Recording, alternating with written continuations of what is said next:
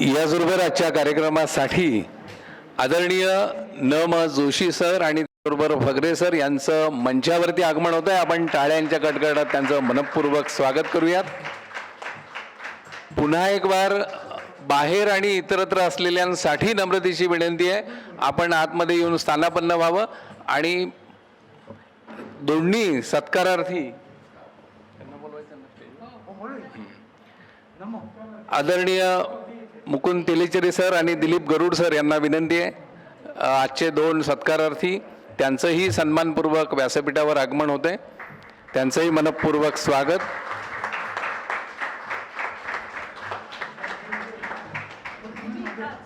सुस्वागतम.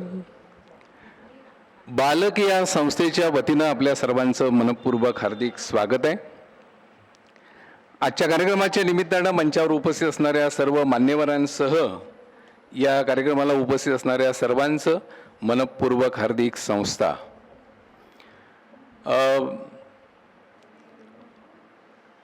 केवळ 3 अक्षरी साधं सुधं बालक हे नाव असणारी ही संस्था, पण या संस्थेचं कार्य किती मोठं आहे हे संस्थेच्या निगडीत असणाऱ्या लोकांच्या नुसत्या नामावलीवरनं आपल्याला लक्षात येईल. या संस्थेचे पहिले अध्यक्ष सकाळचे संस्थापक असणारे आदरणीय नानासाहेब परोळेकर आणि आत्ताचे अध्यक्ष आदरणीय डॉक्टर न.म. जोशी सर. आणि यामधली जी परंपरा आहे ती निळूभाऊ लिमे, नानासाहेब गोरे, शंतनराव किर्लोस्कर ही नुसती नावं जरी ऐकली तरी संस्थेचं मोठेपण आपल्या मनामध्ये भरून उरतं. इतकी नामवंत माणसं या संस्थेशी जोडली गेलेली आहेत. अशा या संस्थेच्या वतीनं आज 2 अशा शिक्षकांचा सन्मान केला जातोय, ते म्हणजे आदरणीय दिलीप गरुड सर आणि मुकुंदजी तेलीचेरे सर. यांना बालकमित्र या पुरस्कारानं सन्मानित केलं जाते. खरं तर प्राचार्य शिवाजीराव भोसले सर असं म्हणायचे की प्रत्येक शिक्षक हा वर्गापुरता शिक्षक असतोच, पण तो समाजात जेव्हा मिसळतो तेव्हा तो लोकशिक्षक होतो. आणि त्या अर्थानं गेली 30 वर्ष या दोघांनाही समाजात मिसळून ते शिक्षक तर होतेच, निवृत्त झाल्यानंतरही तो वसा त्यांनी जोपासला. आणि पालक, शिक्षक आणि बालक आणि विशेषतः बालकांवरती सानेगुरूंच्या विचारसरणीतनं संस्कार करून त्यांना घडवण्यासाठी, फुलवण्यासाठी यांनी जे संस्कारक्षम कथाकथनेच्या माध्यमातून, कथाकथनातून जे काम केलं ते अत्यंत महत्त्वपूर्ण असं आहे आणि म्हणून या दोघांना सन्मानित केलं जाणार आहे. तेव्हा आजच्या कार्यक्रमाच्या प्रारंभासाठी सरस्वती स्तवनानं आजच्या कार्यक्रमाचा शुभारंभ केला जातोय आणि त्यामध्ये हेमा वडापूरकर आणि माधवी जोशी या कुंदेंदू तुषार धवला हे सरस्वती स्तवन सादर करतील. या कुंदेंदु तुषार हार धवला, या शुभ्र वस्त्रावृता, या वीणावर दंड मंडित करा, या श्वेत पद्मासना, या ब्रह्माच्युत शंकर प्रभृतिभिर देवै सदा वंदिता, सा मां पातु सरस्वती भगवती निःशेष जाड्यापहा. खरं तर आजचा करोना काळातला हा कार्यक्रम छोटा असला तरी व्यासपीठावरील मान्यवरांबरोबर श्रोत्यांमध्ये जी उपस्थिती आहे ती सुद्धा एखाद्या कार्यक्रमाचे प्रमुख पाहुणे व्हावेत इतक्या दिग्गजांची आहे. समोरच्या बाजूला बालकुमार संस्थेच्या अध्यक्षा डॉक्टर संगीता बर्वे आहेत, आदरणीय किपा चौधरी आहेत, डॉक्टर लता पाडेकर आहेत, त्याचबरोबर अनेक मान्यवरांची उपस्थिती या ठिकाणी लाभलेली आहे. निर्मला सारडा आहेत, त्याचबरोबर साताळकर आहेत, प्रकाशजी पारखी आहेत आणि अनेक दिग्गज आहेत. या दरम्यानच्या काळात त्यांचा उल्लेख होईलच. या सर्व मान्यवरांचंही दोन्ही संस्थांच्या वतीनं मनपूर्वक हार्दिक स्वागत. आणि यानंतर प्रास्ताविकपर मनोगत आणि स्वागतासाठी संस्थेच्या उपकार्याध्यक्ष हेमा वडापूरकर यांना मी पुन्हा एक वार विनंती करतो. आदरणीय व्यासपीठ आणि जमलेले सगळे श्रोते वर्ग यांना मी आदरपूर्वक नमस्कार करून आमच्या बालक संस्थेविषयी थोडीशी माहिती सांगणार आहे. आजच्या बालक मित्र पुरस्कार सोहळ्यास आपण आपला अमूल्य वेळ देऊन आमच्या आनंदात सहभागी होण्यास उपस्थित राहिलात त्याबद्दल प्रथम आपणा सर्वांचे मी स्वागत करते. बालक संस्थेचे प्रतिनिधी म्हणून मी बालक संस्थेची थोडक्यात माहिती देणार आहे. बालक संस्था पुणे या संस्थेची स्थापना दिनांक 12 ऑक्टोबर 1968 रोजी करण्यात आली. या संस्थेची स्थापना करण्यासाठी पुण्यातील त्यावेळचे एक ज्येष्ठ नागरिक कैलासवासी विठ्ठलराव जोशी हे पूर्वी एडन सरकारच्या मित्रमंडळामध्ये होते. तेथे त्यांनी मुलांचे मनोरंजन व खेळ यासाठी काही क्रीडा केंद्रे काढली होती. तशा स्वरूपाची क्रीडा केंद्रे आर्थिकदृष्ट्या दुर्बल संधी वंचित मुलांसाठी पुण्यामध्ये काढावीत या विचाराने त्यांनी पुण्याचे तात्कालिक महापौर कैलासवासी भाई कडू व दैनिक सकाळचे संस्थापक संपादक कैलासवासी डॉक्टर नानासाहेब परुळेकर यांच्याशी चर्चा केली. त्यासाठी महापौरांनी पुण्यातील नागरिकांची सभा बोलवली. त्या सभेमध्ये विचारविनिमय होऊन ही संस्था काढण्याचे ठरले. त्यासाठी माननीय विठ्ठलराव जोशी यांनी बालक संस्थेची घटना तयार केली. त्यानंतर संस्थापक सदस्यांच्या सभेत ही घटना मंजूर करण्यात आली व बालक संस्था अस्तित्वात आली. बालक संस्थापनेची उद्दिष्टे: बालकांच्या मानसिक व शारीरिक सुस्थितीची काळजी घेणे, त्यांना क्रीडा आणि करमणुकीच्या सुविधा उपलब्ध करून देणे, बालकांमध्ये सामंजस्य आणि मैत्रीची भावना निर्माण करणे, त्यांना स्वच्छतेच्या आरोग्याच्या चांगल्या सवयी लावणे, यामध्ये आनंदी कौटुंबिक जीवनाची तत्त्वे रुजविणे, मुलांचा विकास व कल्याण यासाठी कार्यरत असलेल्या इतर संस्थांशी सहकार्य करणे, मुलांचे हित जपण्यासाठी आवश्यक गोष्टी करणे अशी उद्दिष्टे साध्य करण्यासाठी बालक संस्था घोरपडे पेठ उद्यान, शिवाजीनगर पोलीस परेड ग्राउंड व सरस्वती मंदिर शाळेचे मैदान या ठिकाणी शनिवार रविवार विनामूल्य क्रीडा केंद्रे चालवित असे. तेथे सुमारे 150 मुले व मुली खेळण्यास येत असत. त्यासाठी संस्थेने निष्णात अनुभवी प्रशिक्षित क्रीडा शिक्षक नेमले होते. त्यापैकी एक म्हणजे श्रीमती गुरुबंस कौर यांचा मुख्यत्वे करून उल्लेख करावा लागेल. मुलांच्या स्पर्धा, सहली व विविध गुणदर्शन इत्यादी कार्यक्रम घेतले जात असत. परंतु कालांतराने घराघरात दूरदर्शनचे आगमन झाल्यामुळे मुले क्रीडा केंद्रावर येईनाशी झाली. म्हणून बालक संस्थेने आपल्या उपक्रमांमध्ये बदल केला. पुण्यातील काही शाळा, उद्याने, अनाथालये, सुधारगृह, अंधशाळा या ठिकाणी स्पर्धा, कथाकथन, आरोग्य तपासणी, सहली, पुस्तक यात्रा, पालकांसाठी प्रबोधन, व्याख्याने आणि इयत्ता 10वी मधील विद्यार्थ्यांसाठी तज्ज्ञांची मार्गदर्शनपर व्याख्याने इत्यादी उपक्रम सध्या संस्था करीत आहे. बालक संस्थेने नुकतेच 53व्या वर्षात पदार्पण केले आहे.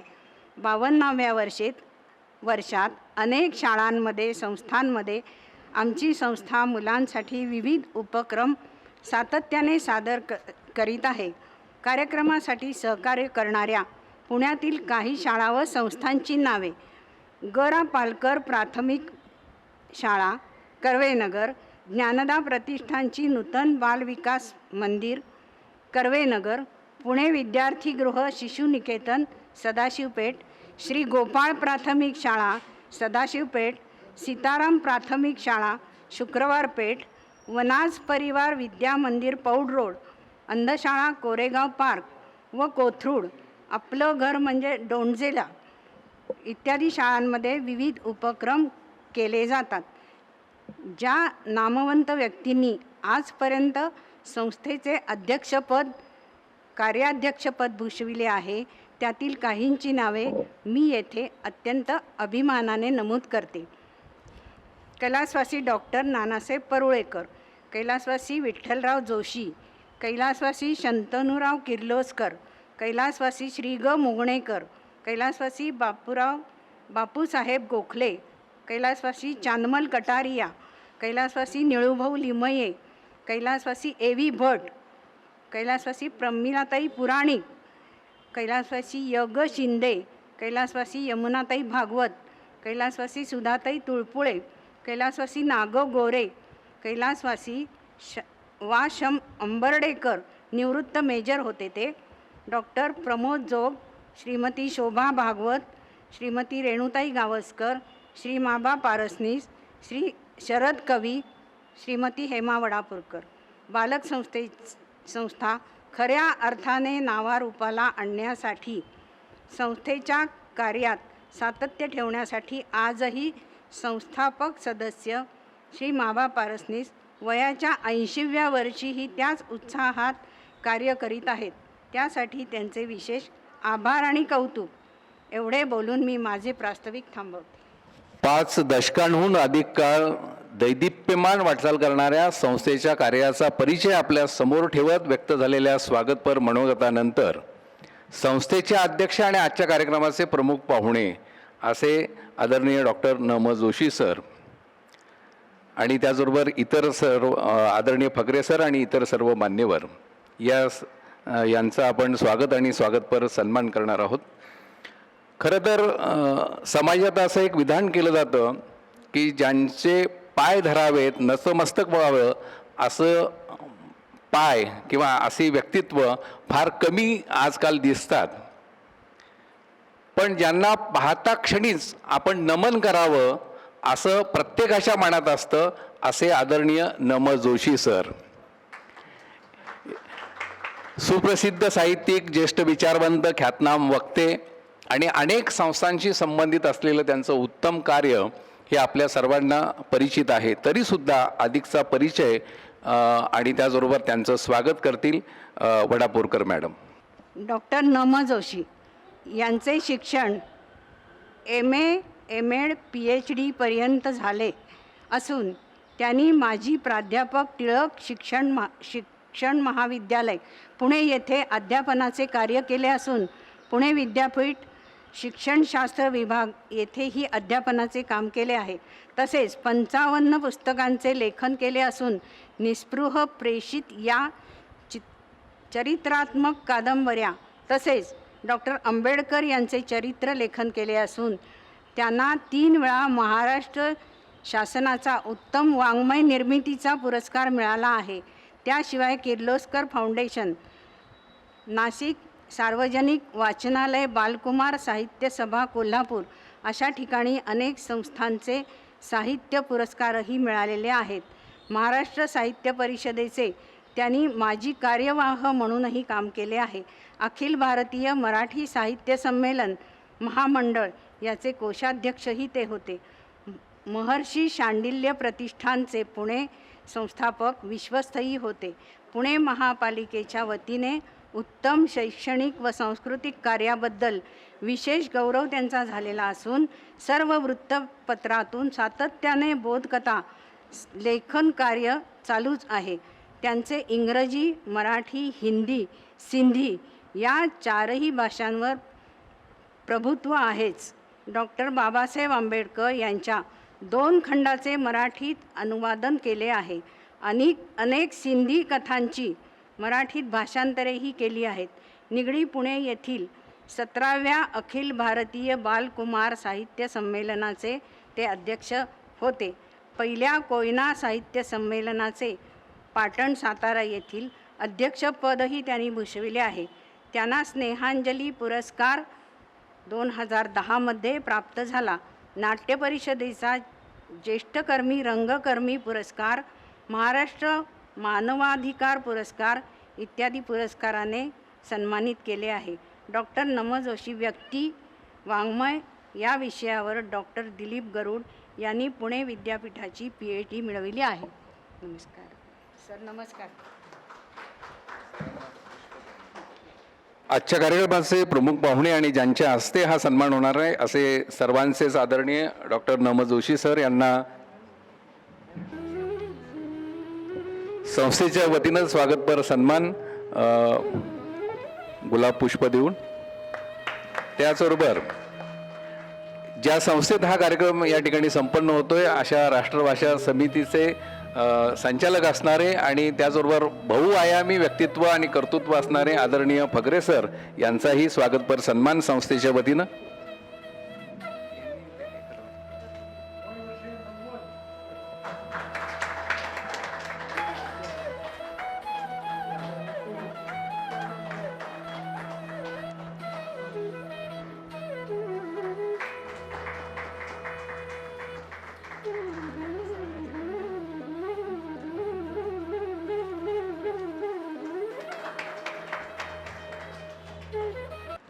मंचावरील सर्वांचा सन्मान आणि स्वागत यानंतर आजच्या कार्यक्रमातला मुख्य भाग म्हणजे या दोन प्रत्यक्षातल्या शिक्षकांना आणि लोकशिक्षकांना आणि बालपिढीवर उत्तम संस्कार करणाऱ्या दोघांनाही सन्मानित करण्यात येणार आहे आणि त्यासाठी त्यांचा प्रारंभी परिचय आणि त्याचबरोबर मानपत्र वाचन करण्यात येईल.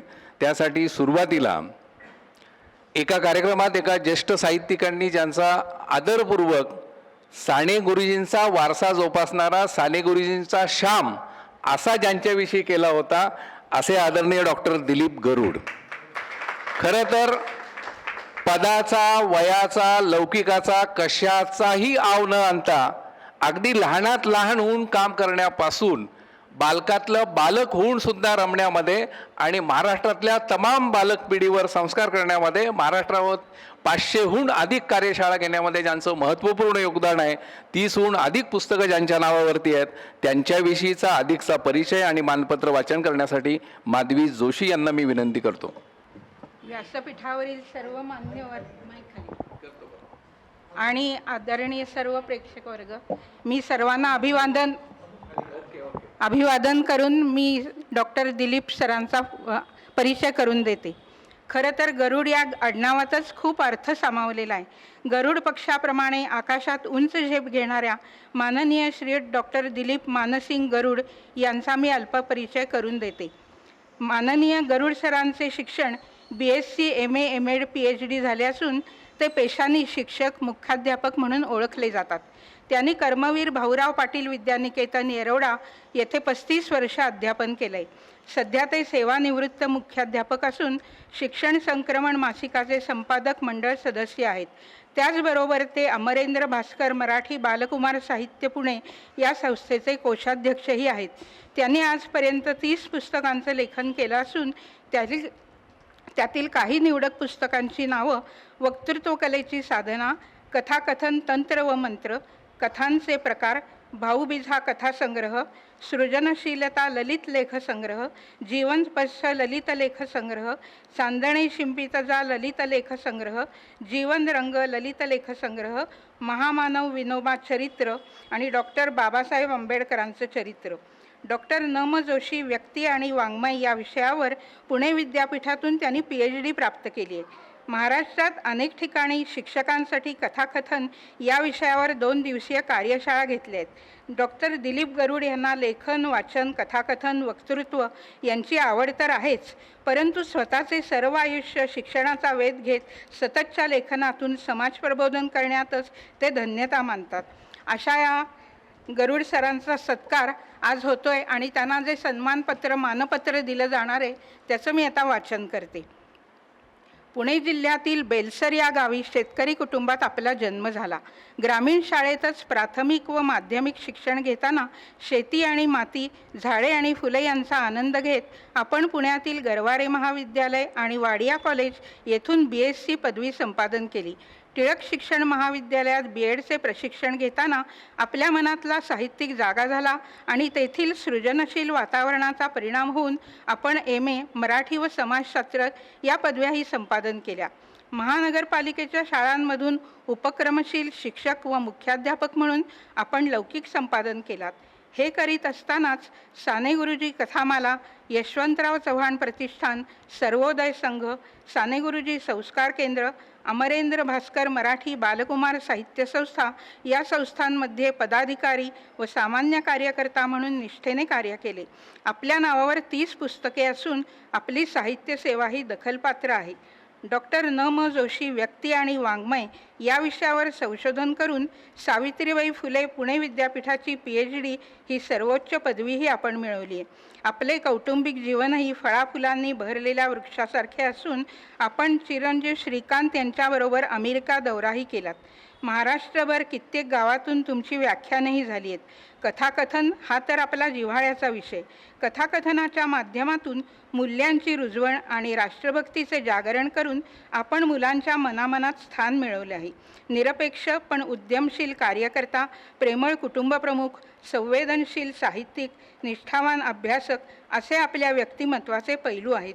या आपल्या कार्याचे कौतुक करण्यासाठी भारतीय स्वातंत्र्याच्या अमृत महोत्सवानिमित्त व शिक्षक दिनानिमित्त बालक संस्थेच्या वतीने मुलांची मने फुलविणारा कथाकथनकार म्हणून आपणाला बालकमित्र हा पुरस्कार सुप्रसिद्ध साहित्यिक व शिक्षण तज्ज्ञ डॉक्टर न.म. जोशी यांच्या हस्ते देताना आम्हाला आनंद होत आहे. यानंतर वाचन केलेल्या मानपत्राचं अर्पण आणि सन्मान आदरणीय डॉक्टर न.म. जोशी सरांच्या हस्ते दिलीप गरुड यांना मानपत्र प्रदान करण्यात येईल. बालक संस्थेच्या वतीनं 5,000 रुपये रोख आणि मानपत्र आणि त्याचबरोबर शाल आणि पुष्पगुच्छ अशा स्वरूपातला हा सन्मान डॉक्टर दिलीप गरुड यांचा या ठिकाणी करण्यात येतोय.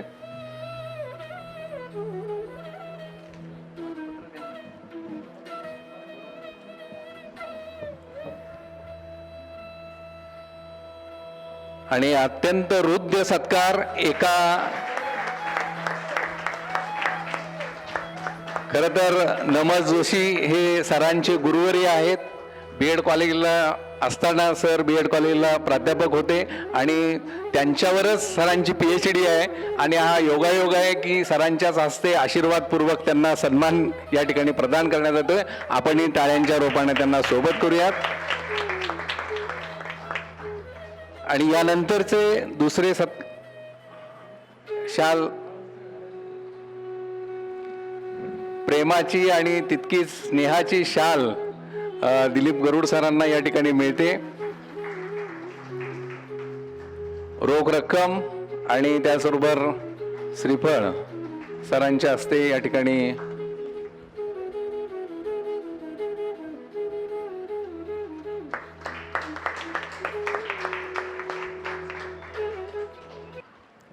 आणि यानंतर दुसरे सत्कारार्थी आहेत आदरणीय मुकुंद तेलीचेरी सर. खरं तर सरांचा शाळेतला विषय गणितासारखा रुक्ष विषय, पण तरी सुद्धा साहित्याची आवड आणि मुलांच्या भावविश्वात रमणं आणि त्यांना संस्कारक्षम कथाकथन करणं यासाठी महाराष्ट्रभर भ्रमंती करत कथामालेच्या माध्यमातून उत्तम कार्य आणि अनेक बालनाट्याचं लेखन आणि त्याचं सादरीकरण आणि त्याचबरोबर त्याच्या निर्मितीमध्ये सुद्धा महत्त्वपूर्ण भूमिका, दूरदर्शनपासून सगळ्या माध्यमांमध्ये कथाकथनाचे कार्यक्रम त्यांनी सादर केले. असे आदरणीय मुकुंद तेलीचेरी सर यांच्याविषयीचा परिचय आणि मानपत्राचं वाचन पुन्हा एक बार माधवी जोशी करतील. श्री मुकुंद तेलीचेरी यांचा परिचय. लहानपणापासून साहित्याची आवड. गणित शिक्षक म्हणून गेली 44 वर्षे अध्यापक म्हणून काम केले. त्यापैकी 25 वर्षे पुण्यातील सेंट ॲन्स हायस्कूलमध्ये सेवा. 10वीतील विद्यार्थ्यांना गणित विषयाचे मार्गदर्शन. साने गुरुजी कथामालेतर्फे संपूर्ण महाराष्ट्रात व महाराष्ट्राबाहेर लाखो विद्यार्थ्यांना गोष्टी सांगून त्यांचे भावविश्व विकसित करण्याचा प्रयत्न. गेली 50 वर्षे हे काम सुरू आहे. याबरोबरच मोठ्यांसाठी व बालकांसाठी 20-25 गोष्टीची पुस्तकं लिहिली आहेत. शिक्षकांना अध्यापन करताना कथाकथनाचा उपयोग व्हावा म्हणून 1977 साली साने गुरुजी कथाकथन प्रबोधिनीची स्थापना करण्यात त्यांनी पुढाकार घेतला आहे. आजपर्यंत शेकडो शिबिरातून हजारो शिक्षकांना मार्गदर्शन केले. मुलांमधील नाट्यगुण विकसित व्हावेत म्हणून नाट्यरसिक थिएटर्स या बालनाट्य संस्थेची स्थापना केली आहे. जाड्या रड्या, ऊठ सोट्या कूट, विहिरीतील राक्षस, वेडगावचे 2.5 शहाणे गुरुजी, तुम्हीच माझी आई इत्यादी 12-15 बालनाट्यांचे लेखन व दिग्दर्शन केले. पुणे आकाशवाणीवरून मुलांसाठी व शिक्षकांसाठी झालेल्या कार्यक्रमात त्यांचा सहभाग आहे. मुंबई दूरदर्शनवरून पालकांसाठी होणाऱ्या कार्यक्रमातही सहभाग आहे.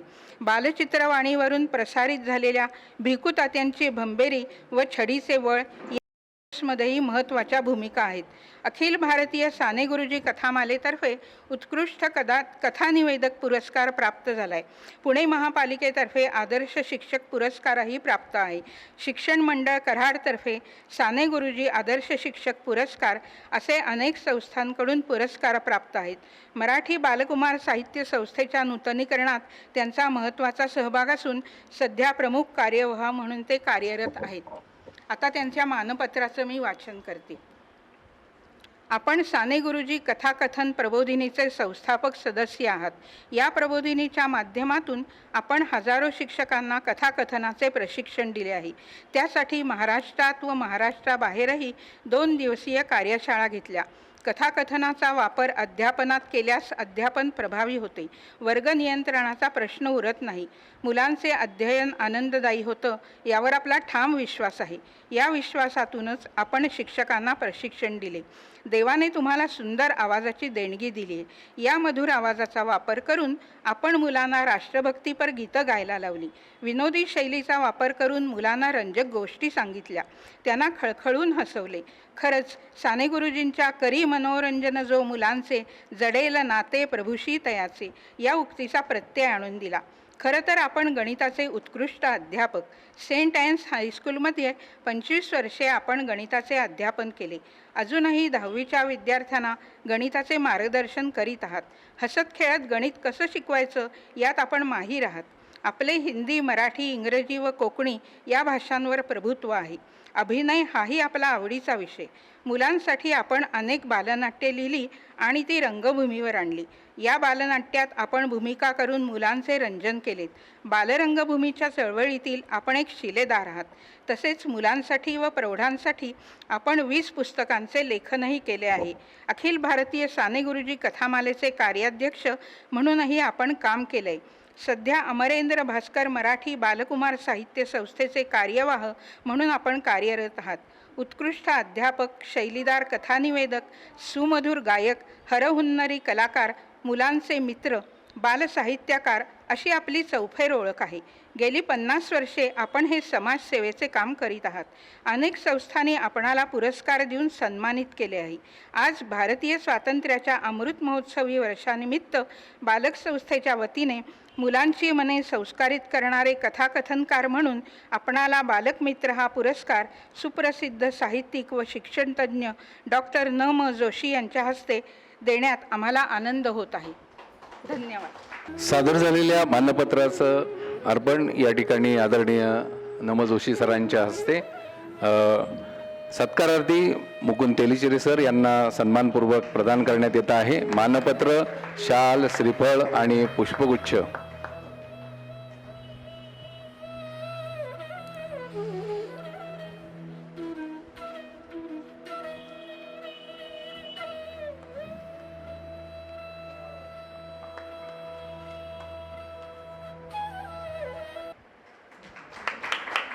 सर भरलेलं पाकिट मुद्दाम दाखवत आहेत.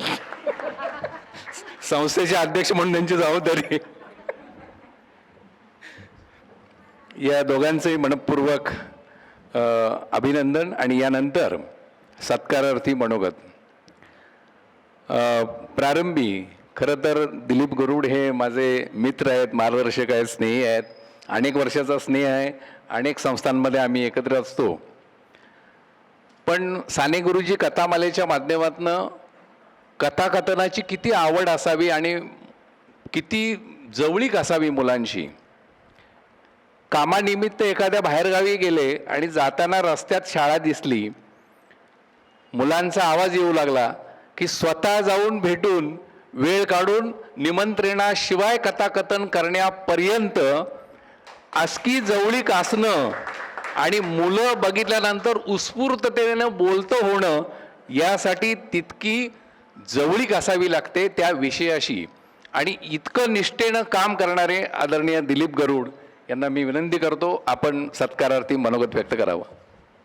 व्यासपीठावर उपस्थित असलेले माझे गुरु आदरणीय डॉक्टर नम जोशी सर, दुसरे गुरु जगम फगरे सर, नंतर माझे मित्र गेली अनेक वर्ष आम्ही एकत्र काम करतो ते मुकुंद तेलीचरी सर, संस्थेचे पदाधिकारी आदरणीय माधव जोशी, त्यानंतर माधवी जोशी तो उपस्थित आहेत, वडापूरकर मॅडम उपस्थित आहेत, सूत्रसंचालन करणारे श्रीकांत चौगुले, त्याच्यानंतर आमच्या संस्थेच्या अध्यक्षा संगीताजी बर्वे, सारडा मॅडम, त्याच्यानंतर लता पाडेकर, सीमा चव्हाण, किपा चौधरी, सगळीच माझी मित्रमंडळी आहेत.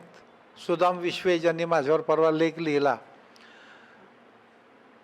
पारसनीस सर आहेत, शिक्षण संक्रमणमध्ये माझ्याबरोबर काम करणारे बावीकर सर आहेत. सगळ्यांचा उल्लेख करतो आणि थोडक्यात माझं मनोगत व्यक्त करतो. शिक्षक असल्यामुळे साधारण 35 मिनटं बोलायची सवय आहे, पण नमने हळूच टोचून सांगितलं 10 मिनटाच्या पुढं जायचं नाही.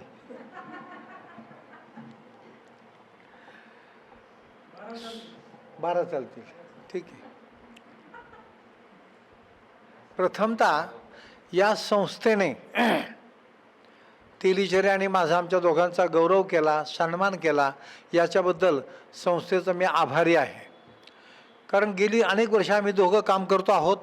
काही संस्थांनी आमचे सत्कार केले, पण अशा बालक संस्थेला सुद्धा असं वाटलं की मुलांसाठी काम करणारी ही धडपडणारी मुलं आहेत साने गुरुजींची, यांची दखल घ्यावी. संस्थेने आमची दखल घेतल्याबद्दल संस्थेचे आम्ही आभारी आहोत. आता हा पुरस्कार स्वीकारताना मला काय वाटतं, खरं म्हणजे पुरस्कार घेताना माणसाला धन मिळतं. नमनी चेकवर दाखवून सांगितलं याच्यात आहे, हे रिकामं पाकिट नाही. धन मिळतं, मान मिळतो, प्रतिष्ठा मिळते, कौतुक होतं, पण याच्याही पलीकडे जाऊन माणसाला काम करावं असं वाटतं. त्याची एक ऊर्जा मिळते, प्रेरणा मिळते, प्रोत्साहन मिळतं आणि आपण जे करतोय ते बरोबर आहे, समाज मान्य आहे, समाजाला ते आवडतं आणि आपल्या अंगामध्ये जेवढी शक्ती आहे तोपर्यंत हे काम केलं पाहिजे असा संकेत या पुरस्काराच्या माध्यमातून मिळतो असं मला वाटतं. खरं म्हणजे आज आमच्या सीमा चव्हाण मॅडमचा लेख आला आहे, आम्ही घडलो, महाराष्ट्र टाइम्समध्ये. मॅडम माझी तीच भावना आहे. काय आपल्याला असं वाटतं, हे आमचे रासकर सर, विलास रासकर, हे शिक्षक होते, आपल्या सगळे इथं बरेचसे शिक्षक आहेत. आपल्याला असं वाटतं आपण मुलांना शिकवतो, आपण मुलांना घडवतो, आपण मुलांचा व्यक्तिमत्व विकास करतो, त्यांच्यामधली कौशल्य, अध्ययन कौशल्य विकसित करतो, हे बरोबरच आहे, त्याच्यात चूक काही नाही. पण खरं सांगा, मुलांना घडवता घडवता आपण सुद्धा घडतो का नाही? आपणही फार घडतो. आता मी खेडेगावचा, नमना सारी माहिती आहे माझी हिस्ट्री, मी खेडेगावचा. तुम्ही खरं सांगा, वर्गामध्ये आपण शिकवतो, पण 1,500-2,000 हजार मुलांच्या समोर भाषण कर म्हटलं की आपलं म्हणतो नको बाबा, इथं पाय लटपडतात. पण मग आपल्या असं लक्षात येतं 2-4 वर्षांनी, अरे मुलं बोलतात, काही शिक्षक तेच बोलतात, मग आपल्याला काय येणार नाही. मग आपण हळूहळू आपल्या मनामध्ये उत्सुकता जागृत होते, आपण तयारी करतो आणि मग एखाद्या दिवशी आपण व्यासपीठावर बोलतो. माझी सुरुवात कशी झाली ते सांगतो. मी नेताजी सुभाषचंद्र बोस विद्यालयामध्ये शिक्षक होतो. 14 वर्ष गणित अध्यापन, गणित आणि विज्ञान विषय शिकवले. साहित्याचा आणि माझा खरं तसा संबंध नाही, पण डॉक्टर नम जोशी आम्हाला शिकवायला होते टिळक कॉलेजमध्ये, तेव्हा मला साहित्याची गोडी लागली. त्यांचं पेपरला पुन्हा पुन्हा नाव यायचं. महाराष्ट्र साहित्य परिषदेमध्ये अशी व्याख्यानं झाली, नमनी प्रास्ताविक केलं, त्यांनी आभार मानले. अरे मी म्हटलं आपल्याला शिकवणारे सर यांचं सातत्याने पेपरला नाव यायचं आहे. म्हणून मी त्यांच्या जवळ गेलो. तेव्हा त्यांनी सांगितलं महाराष्ट्र साहित्य परिषदेमध्ये 3ऱ्या मजल्यावर ग्रंथालय आहे, ते मोफत असतं, तुला मिळतील ते पुस्तकं घेऊ शकतो, वाचू शकतात तिथल्या तिथं. हे हळूहळू आमच्या ग्रामीण भागातल्या लोकांना काय आहे माहिती हो, ते त्यांनी सांगितलं आणि म्हणून मी त्यांच्या संपर्कात आलो. माझ्या शाळेने सुद्धा मला घडवलं बरे बाई, असं माझा दावा आहे. आमची शाळा म्हणजे 5,200 मुलांची, एका टायमाला 2600 मुलं ग्राउंडवर, आणि मग शिक्षक बोलायचे. मला असं वाटायचं आपल्यालाही बोलता आलं पाहिजे. पण वर्गामधलं अध्यापन करणं वेगळं आणि मुलांच्या समोर बोलणं 1,500-2 हजार मुलांच्या समोर हे वेगळं होतं. पण मग मी सांस्कृतिक विभागामध्ये गेलो आमच्या शाळेमधल्या, आणि मग त्यांनी मला सांगितलं कधी कधी की सर उद्या महात्मा गांधीजींची जयंती आहे, तो फोटो वर आहे, तुमची उंची भरपूर आहे, तेवढा फोटो खाली घ्या. मग मी म्हटलं ठीक आहे, काहीतरी काम सांगतायत सांस्कृतिक विभाग आपल्याला. मी फोटो खाली काढायचा, स्वच्छ करायचा. एखाद्या मॅडम म्हणायच्या सर उद्या हार आणाल का तुम्ही? बरं आणतो मॅडम. किरकोळ कामं करता करता मी सांस्कृतिक विभागामध्ये गेलो. मी ज्युनियर होतो ना, आणि त्या सगळ्या सिनियर लेडीज होत्या 4-5, त्या भाषण करायच्या. मग काही दिवसाने काय झालं, एक दोघींची बदली झाली, काही रिटायर झाल्या, आणि मीच तिथं सिनियर झालो. किंवा मी त्याचीच वाट पाहत होतो. आणि मग सांस्कृतिक विभाग माझ्या ताब्यामध्ये आला, आणि मग माझा कॅटलॉग गेला. पहिली 4-5 वर्ष मी क्लास टीचर होतो, पण नंतर कॅटलॉग नाही आहे, सांस्कृतिक कार्यक्रम करणे. पण मी तर गणित विज्ञानाचा. म्हटलं अरे जयंती पुण्यतिथीला बोलायचं तर अभ्यास पाहिजे ना. मग मी पुस्तकं वाचायला लागलो. नाही तर साहित्याचा माझा संबंध नाही सुरुवातीला. विश्वेसर सांगतील अहो ऱ्हस्व दीर्घ सुद्धा बऱ्यापैकी चुकायचं, नमदृष्ट सर, वेलांटी वकार वगैरे. मी म्हटलं हे अवघडच काम दिसतंय. गणित शिकवणं वेगळं, विज्ञान वेगळं, हे साहित्य. मग मला असं कळलं की तुम्ही मराठीचा अभ्यास केला पाहिजे. मग मला असं कळलं की आपल्याला बाहेरून MA मराठी करता येतं. आणि म्हणून मग मी पुणे विद्यापीठामध्ये MA मराठी केलं. तेव्हा मला संत साहित्य म्हणजे काय, दलित साहित्य म्हणजे काय, ग्रामीण साहित्य म्हणजे काय, लोकसाहित्य म्हणजे काय, स्त्रीवादी साहित्य म्हणजे काय, समीक्षा म्हणजे काय, समीक्षाचे किती प्रकार असतात, हे मला कळलं. म्हणजे फार उशिरा मी या बाजूकडे वळलेलो आहे, आणि म्हणून मग मला त्याची गोडी लागली. पण माझी एक गोष्ट लक्षात आली की मी बोलत असताना लोक ऐकतात मनपूर्वक. आता आमची नातवंड आहे ना, ही मनपूर्वक ऐकतात. घरी गेल्यावर मला सांगतील भाषण चांगलं झालं, पण काय गोळीबिळी हातावर ठेवता का नाही. मी नंबरनं सांगतो, 1 ऑगस्टला लोकमान्य टिळक पुण्यतिथी होती. नेताजी शाळा चांगली, 2-1 हजार मुलं, शनिवारची वेळ, सकाळची वेळ. आणि मग फोटोला हार वगैरे घातला मुख्याध्यापकांनी, 2-3 मुलांनी भाषणं केली, आणि नंतर मी एक बोलणार 5-7 मिनटं, आणि मग मुलं वर्गात जाणार. मी बोलायला लागलो, एक 2-3 मिनटं झाले, मुलं उभी होती, पायापाशी त्यांच्या दप्तर, आणि थोडासा पावसाची भुरभुर सुरू झाली. मी म्हटलं माझं भाषण अजून पूर्ण व्हायचं आहे, मध्येच पाऊस सुरू झाला, बंद करावा काय. पण माझ्या लक्षात आलं मुलं ऐकतायत, आणि मुलांनी गोंधळ नाही केला. आणि त्याच्यानंतर मी 4-5 मिनटं बोललो. बारीक पावसाची भरभर होती, तरी मुलांनी छानपैकी ऐकून घेतलं. आणि मग नंतर कार्यक्रम संपला, मुलं वर्गात गेली. मी पण स्टाफ रूममध्ये गेलो. मला क्लास टीचरशिप नव्हती, पहिला तास नव्हता. मी निवांत बसलो. समोर एक टकले नावाचे सर होते, ते सायन्स टीचर होते, सिनियर होते, ते पण बसले. मला म्हणले चला आज तुम्हाला मी चहा पाजतो. म्हणलं कशाबद्दल? अहो तुम्ही सायन्स टीचर, ही येरवड्याची मुलं, साधारण नाही म्हटलं तर झोपडपट्टी, स्लम एरिया, तुम्ही जवळजवळ कार्यक्रम 7-8 मिनटं बोलला, बारीक पाऊस पडत होता, कुणी गोंधळ केला नाही, होईये केलं नाही, वर्गातही निघून गेले नाही. हे तुमचं स्किल आहे, म्हणून तुम्हाला चहा. तर चांगलं काम केल्यावर चहा मिळतो, पहिलं बक्षीस. आणि मग माझ्या लक्षात आलं, मी जरी ग्रामीण भागातला असलो, टोन जरी ग्रामीण असला, तरी आपल्याकडे थोडंसं बोलण्याचं कौशल्य आहे, आणि लोक ऐकून घेतात. आणि कंटाळा यायला लागला असं वाटलं की कधी बंद करायचं हे बी कळलं हळूहळू. अशा प्रकारे मग मी शाळेमध्ये काम करायला लागलो, मुलांच्यात रमलो, वाचन केलं, गोष्टी सांगायला लागलो. साने गुरुजी कथामालेला जॉईन झालो. एकदा पेपरला बातमी आली, शिक्षक पालक कथाकथन स्पर्धा. म्हटलं अरे वर्गात गोष्टी सांगतो, पण जाहीरपणे गोष्टी सांगत नाही, घ्यायचा का भाग? म्हणून मी घेतला. 10 रुपये एंट्री फी होती. खरं म्हणजे शाळेने भरायची होती, पण शाळेला न सांगता मीच भरले आणि भाग घेतला. आणि मग 53 लोकांनी भाग घेतला. मी कथा सांगितली छानपैकी. आणि पाठीमागं परीक्षक म्हणून प्राध्यापक माधव वझे होते, पण मला माहिती नव्हतं हे माधव वझे आहेत म्हणून. आणि मला उत्तेजनार्थ बक्षीस मिळालं. माझं नाव आलं, कंसामध्ये शाळेचं नाव आलं, नेताजी सुभाषचंद्र बोस विद्यालय. आरोळे सरांनी माझं कौतुक केलं, आणि मी वाचलंच नव्हतं माझं नाव पेपरला आलेलं. ते म्हणलं तुमचं पेपरला नाव आलं आहे, शाळेचं नाव आलं आहे. आणि मग माझ्या लक्षात आलं की व्यासपीठावर उभं राहून आपल्याला बोलता येतं, मात्र अभ्यास पाहिजे, चिंतन पाहिजे, तयारी पाहिजे, मुद्देसूद बोलता आलं पाहिजे, आणि मुद्दे आपल्याकडे पाठ पाहिजे. चिठ्ठी वगैरे याची काही कारण नाही आहे. असं हळूहळू मी तयार झालो. साने गुरुजी कथामध्येच काम करायला लागलो. आणि मला मग हे तेलीचरीसारखे, गम केळकरसारखे, द्वारकांत लेलेंच्यासारखे काही लोक भेटले, आणि ते म्हणले अरे आपण शिक्षकांच्यासाठी शिबिरं घेतो 2-2 दिवसांची, कथाकथन कसं करावं, त्याचं तंत्रमंत्र काय आहे, कथांचे प्रकार किती. वयोगटाप्रमाणे कथा कशी सांगावी, नवनवीन कथा कशा सांगाव्यात, तेलीचेरी छानपैकी गाणी म्हणायचे, त्यांचा आवाज फार सुंदर आहे, कथा तर उत्कृष्ट सांगतात, पण थोडासा मस्का लावायला लागतो, सांगा की गाणं, सांगा की गाणं. आता म्हटलं मी त्यांना, पण ते त्यांच्या मनावर आहे. तुम्ही आग्रह केला तर म्हणतील कदाचित. तर अशा प्रकारे मग मी साहित्याच्या क्षेत्रात कथामालेच्या माध्यमातून गोष्टी सांगायला लागलो, व्याख्यानं द्यायला लागलो, मग लेखनही करायला लागलो. नमनचं मला मार्गदर्शन मिळालं. आणि त्यातला एक प्रसंग सांगतो. मी वक्तृत्व कलेची साधना नावाचं पुस्तक लिहिलं. सेवा चव्हाण तुम्ही ऐका, कारण तुम्ही नवोदित लेखक आहात, काय गडबड होती ते सांगतो. आमचं वक्तृत्व कलेची साधना पुस्तक आतला भाग सगळा तयार झाला. आता फक्त मुखपृष्ठ छापायचं आणि बाइंडिंग करायचं. तर आमचे जे प्रकाशक होते पुराणिक म्हणून अनंत पुराणिक, त्यांच्याकडे कोणतरी एक ज्येष्ठ साहित्यिक गेले. पण त्यांनी विचारलं काय नवीन प्रकाशित करताय. हे म्हणजे गरुडांचं पुस्तक आम्ही करतोय, वक्तृत्व कलेची साधना. त्यांनी चाळलं आणि म्हणाले, अहो या पुस्तकाच्या पाठीमागं पु ल देशपांडे, आचार्य आत्रे यांची भाषणाचे नमुने घेतलेत, पण या लोकांची परवानगी घेतली का तुम्ही. ते म्हणले आमच्या लेखकाने घेतली असेल. मग त्यांचा मला फोन आला, अहो पु ल देशपांड्यांचं भाषण घेतलं, आचार्य यात्र्यांचं भाषण घेतलं आहे, पण त्यांची परवानगी घेतली का. मी म्हटलं परवानगी नाही घेतली, पण तिथं उल्लेख केला आहे ना, हे भाषण आचार्य यात्र्यांच्या भाषणाबद्दल हा भाग घेतला आहे म्हणून.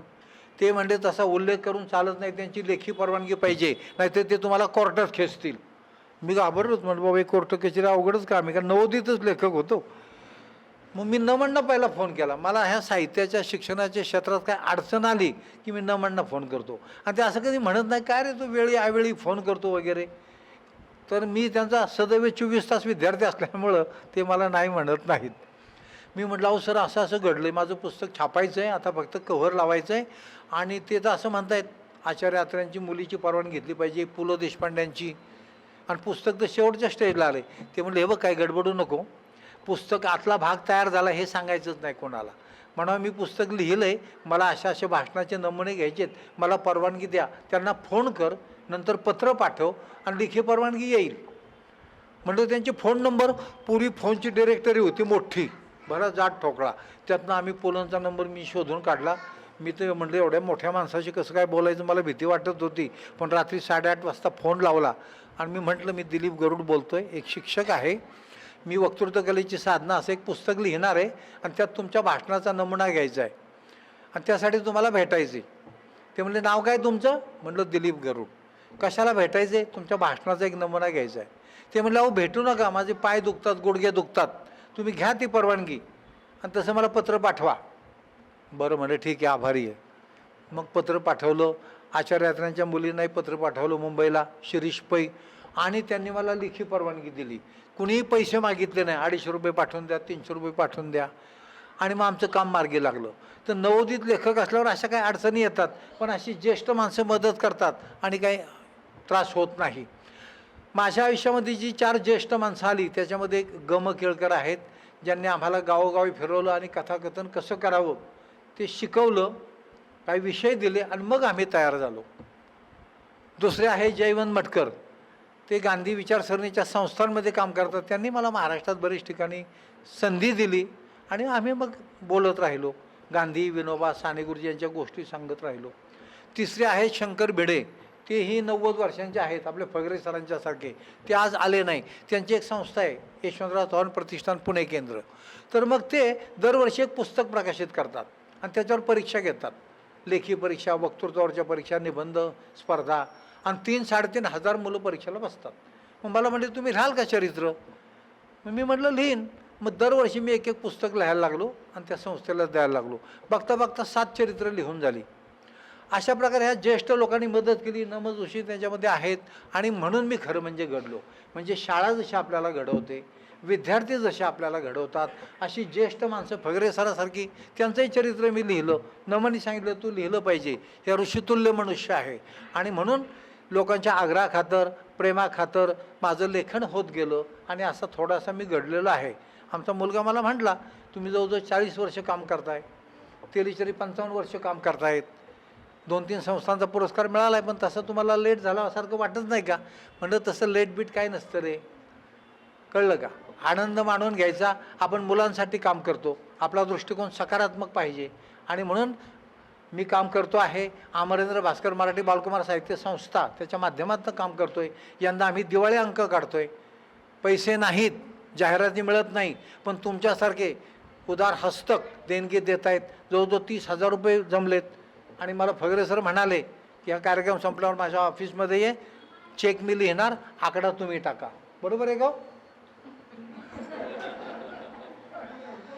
नाही, आकडा बी तेच टाकणार आहे.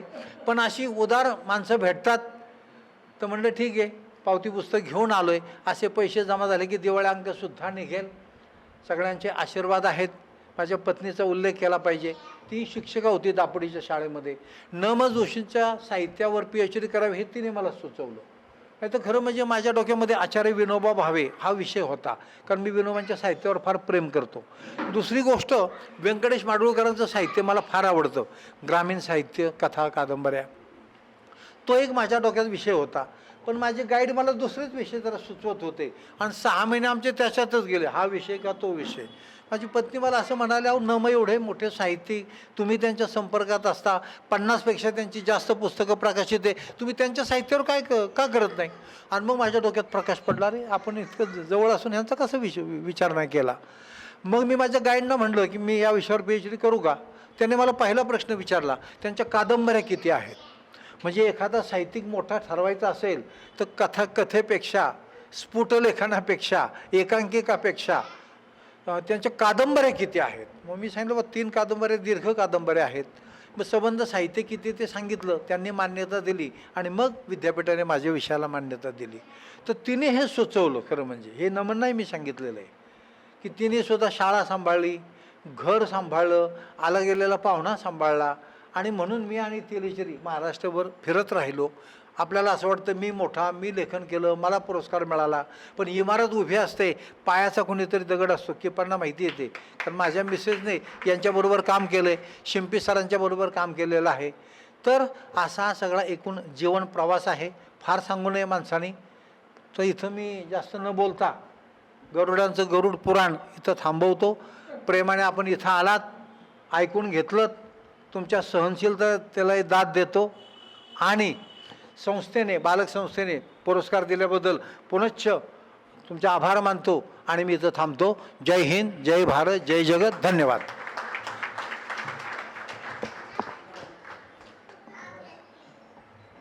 विद्यार्थ्यांना घडवता घडवता शिक्षक घडतो असं मत व्यक्त करत स्वतःची जडणघडण अत्यंत सुंदर शब्दात आणि मोकळेपणाने नेहमीच्या शैलीत गरुड सरांनी व्यक्त केली. त्यांचं मनपूर्वक धन्यवाद.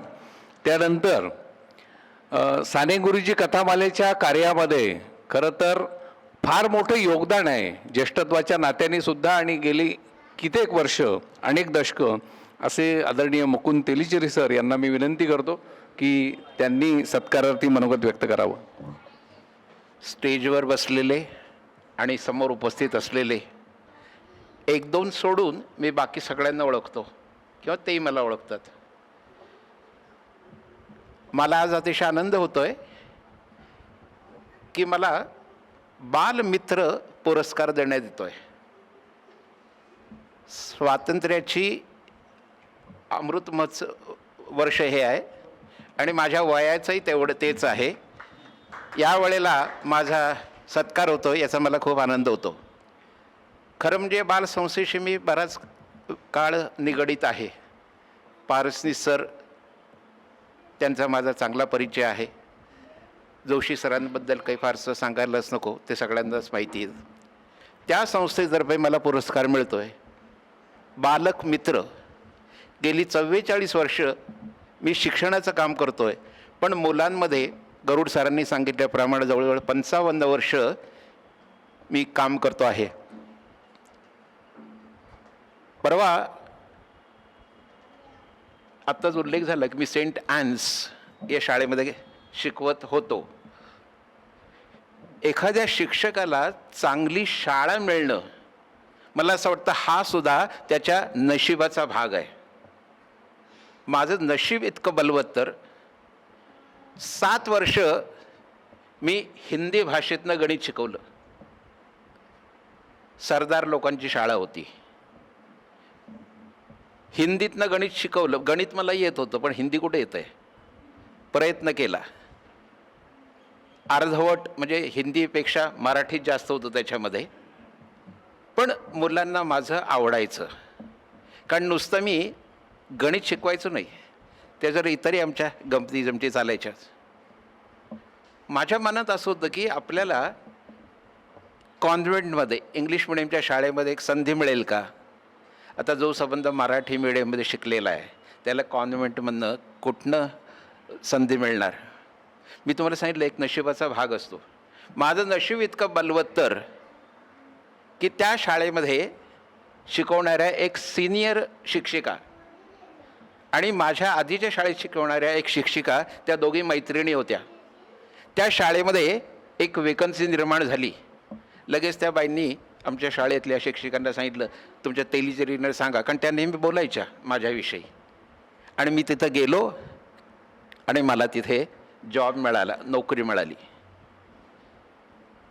गणित येतं आहे पण इंग्लिश कुठं येतं आहे. मला असं वाटायचं इंग्रज लोक नाही का फाडफाड इंग्लिश बोलतात, आपणही बोलू. पण तिथं गेल्यानंतर मला कळलं की आरचा उच्चार करत नाहीत, आर सायलेंट असतो. तुम्ही कुठे राहता? घोरपडे उद्यानासमोर, अपोजिट घोरपडे गार्डन. तिथं गेल्यावर मला कळलं आरचा उच्चार नाही करायचा बरं का, गार्डन नाही म्हणायचं, गार्डन.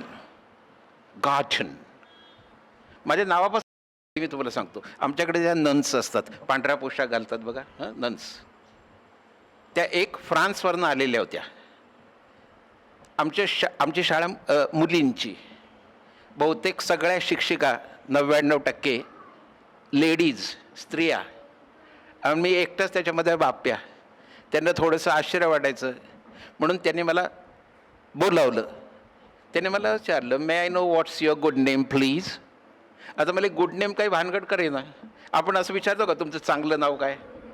आपण विचारतो तुमचं नाव काय. हिंदीमध्ये विचारतात बरं का, आपका शुभ नाम क्या है. मी त्यांना सांगितलं, मला कळलंच नाही. म्हटलं नाव विचारतायत बहुतेक, ठीक आहे म्हटलं, मुकुंद तेलीचरी. माझं नावच असं थोडंसं कठीण आहे, चमत्कारिक नाही म्हणत मी, की एकदा सांगितलं आणि त्याला लगेच कळलं असं आजपर्यंत तरी मला कोणी भेटलेलं नाही आहे. कुठेही काहीतरी काना उकार मात्रा वगैरे देत असतात. मी म्हटलं मुकुंद तेलीचरी. त्यामुळे yes I couldn't understand, Mukund Tellicherry. त्यांना कळे ना, मग मी ते नाव लिहून दाखवले त्यांना. ते त्यांनी वाचलं, ओ मिस्टर तेलीचरी. माझ्या नावाचा उच्चार कसा करायचा त्या सिस्टरने मला सांगितलं. पण सांगतो ती शाळा इतकी सुरेख, त्यावेळचं सांगतोय, आजचं सगळंच बिघडलेलं आहे. पण मुली इतक्या छान, शिक्षक चांगले, कुठेही असूया नाही, हेवे दावे नाहीत, मारामारी नाही, अशा शाळेमध्ये मला शिकवायला मिळालं. मी खरं डिग्रीवाला, त्यामुळे वरच्या वर्गानं शिकवावं. पण मी आमच्या सिस्टरने सांगितलं की मला खालचे वर्ग द्या, 5वी 6वी. त्या वर्गात शिकवणं म्हणजे माझ्या, आमचं नुसतं हसत खेळत सगळं चालायचं. काही मुली होमवर्कचा कंटाळा करायच्या. मग मी काय करायचो, त्यांना एक गोष्ट सुरू करायचो. आमची गोष्ट महिने आठवडे चालायची. मी काय करायचो, शेवटची 10 मिनटं गोष्ट सांगायची आणि थोडासा भाग झाला की मुलींनी सांगायचं, उद्या जर का तुम्ही सगळ्यांनी होमवर्क केलात तर पुढचा मी भाग सांगेन. आता 50-60 मुलींमध्ये एखाद दुसरी अशी निघायची की जी विसरली किंवा केला नाही. मग मी त्यांना सांगायचो आज गोष्ट नाही.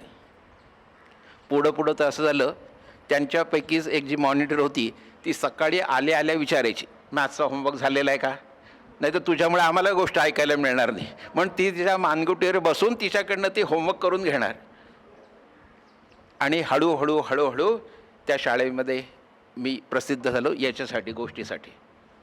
शाळेमध्ये गॅदरिंगमध्ये मी एक नाटक लिहिलं, साने गुरूंची गोष्ट आहे, स्वर्गातील माळ. आणि त्याला संबंध पुणे याचे जे प्रमुख आहेत त्यांचे ते फादर एक आले होते, बिशप. त्यांनी ते नाटक पाहिलं आणि ते म्हणाले, अहो सर हे नाटक आमच्या बायबलमध्ये आहे की परमेश्वर लोकांना सांगतो की मी तुम्हाला भेटायला येणार आहे. सगळे लोक वाट पाहत असतात. आणि त्याचं साने गुरुजींनी हे नाट्य रूपांतर केलेलं, स्वर्गातील माळ. साने गुरुजींनी गोष्ट लिहिली, मी त्याचं नाट्य रूपांतर केलं, ते त्यांना अतिशय आवडलं. गेली कित्येक वर्ष मी कथाकथनाचं काम करतो आहे. सुरुवातीला मला असं वाटायचं मी गोष्टी सांगतोय ना, मुलांना आवडत आहेत, ठीक आहे. पूर्वी तर मी वेड्यासारखा त्याचा एक रिपोर्ट तयार करायचो. म्हणजे लिहायचं की आज या शाळेमध्ये गेलो, या शाळेमध्ये गेलो, इतकी मुलं होती.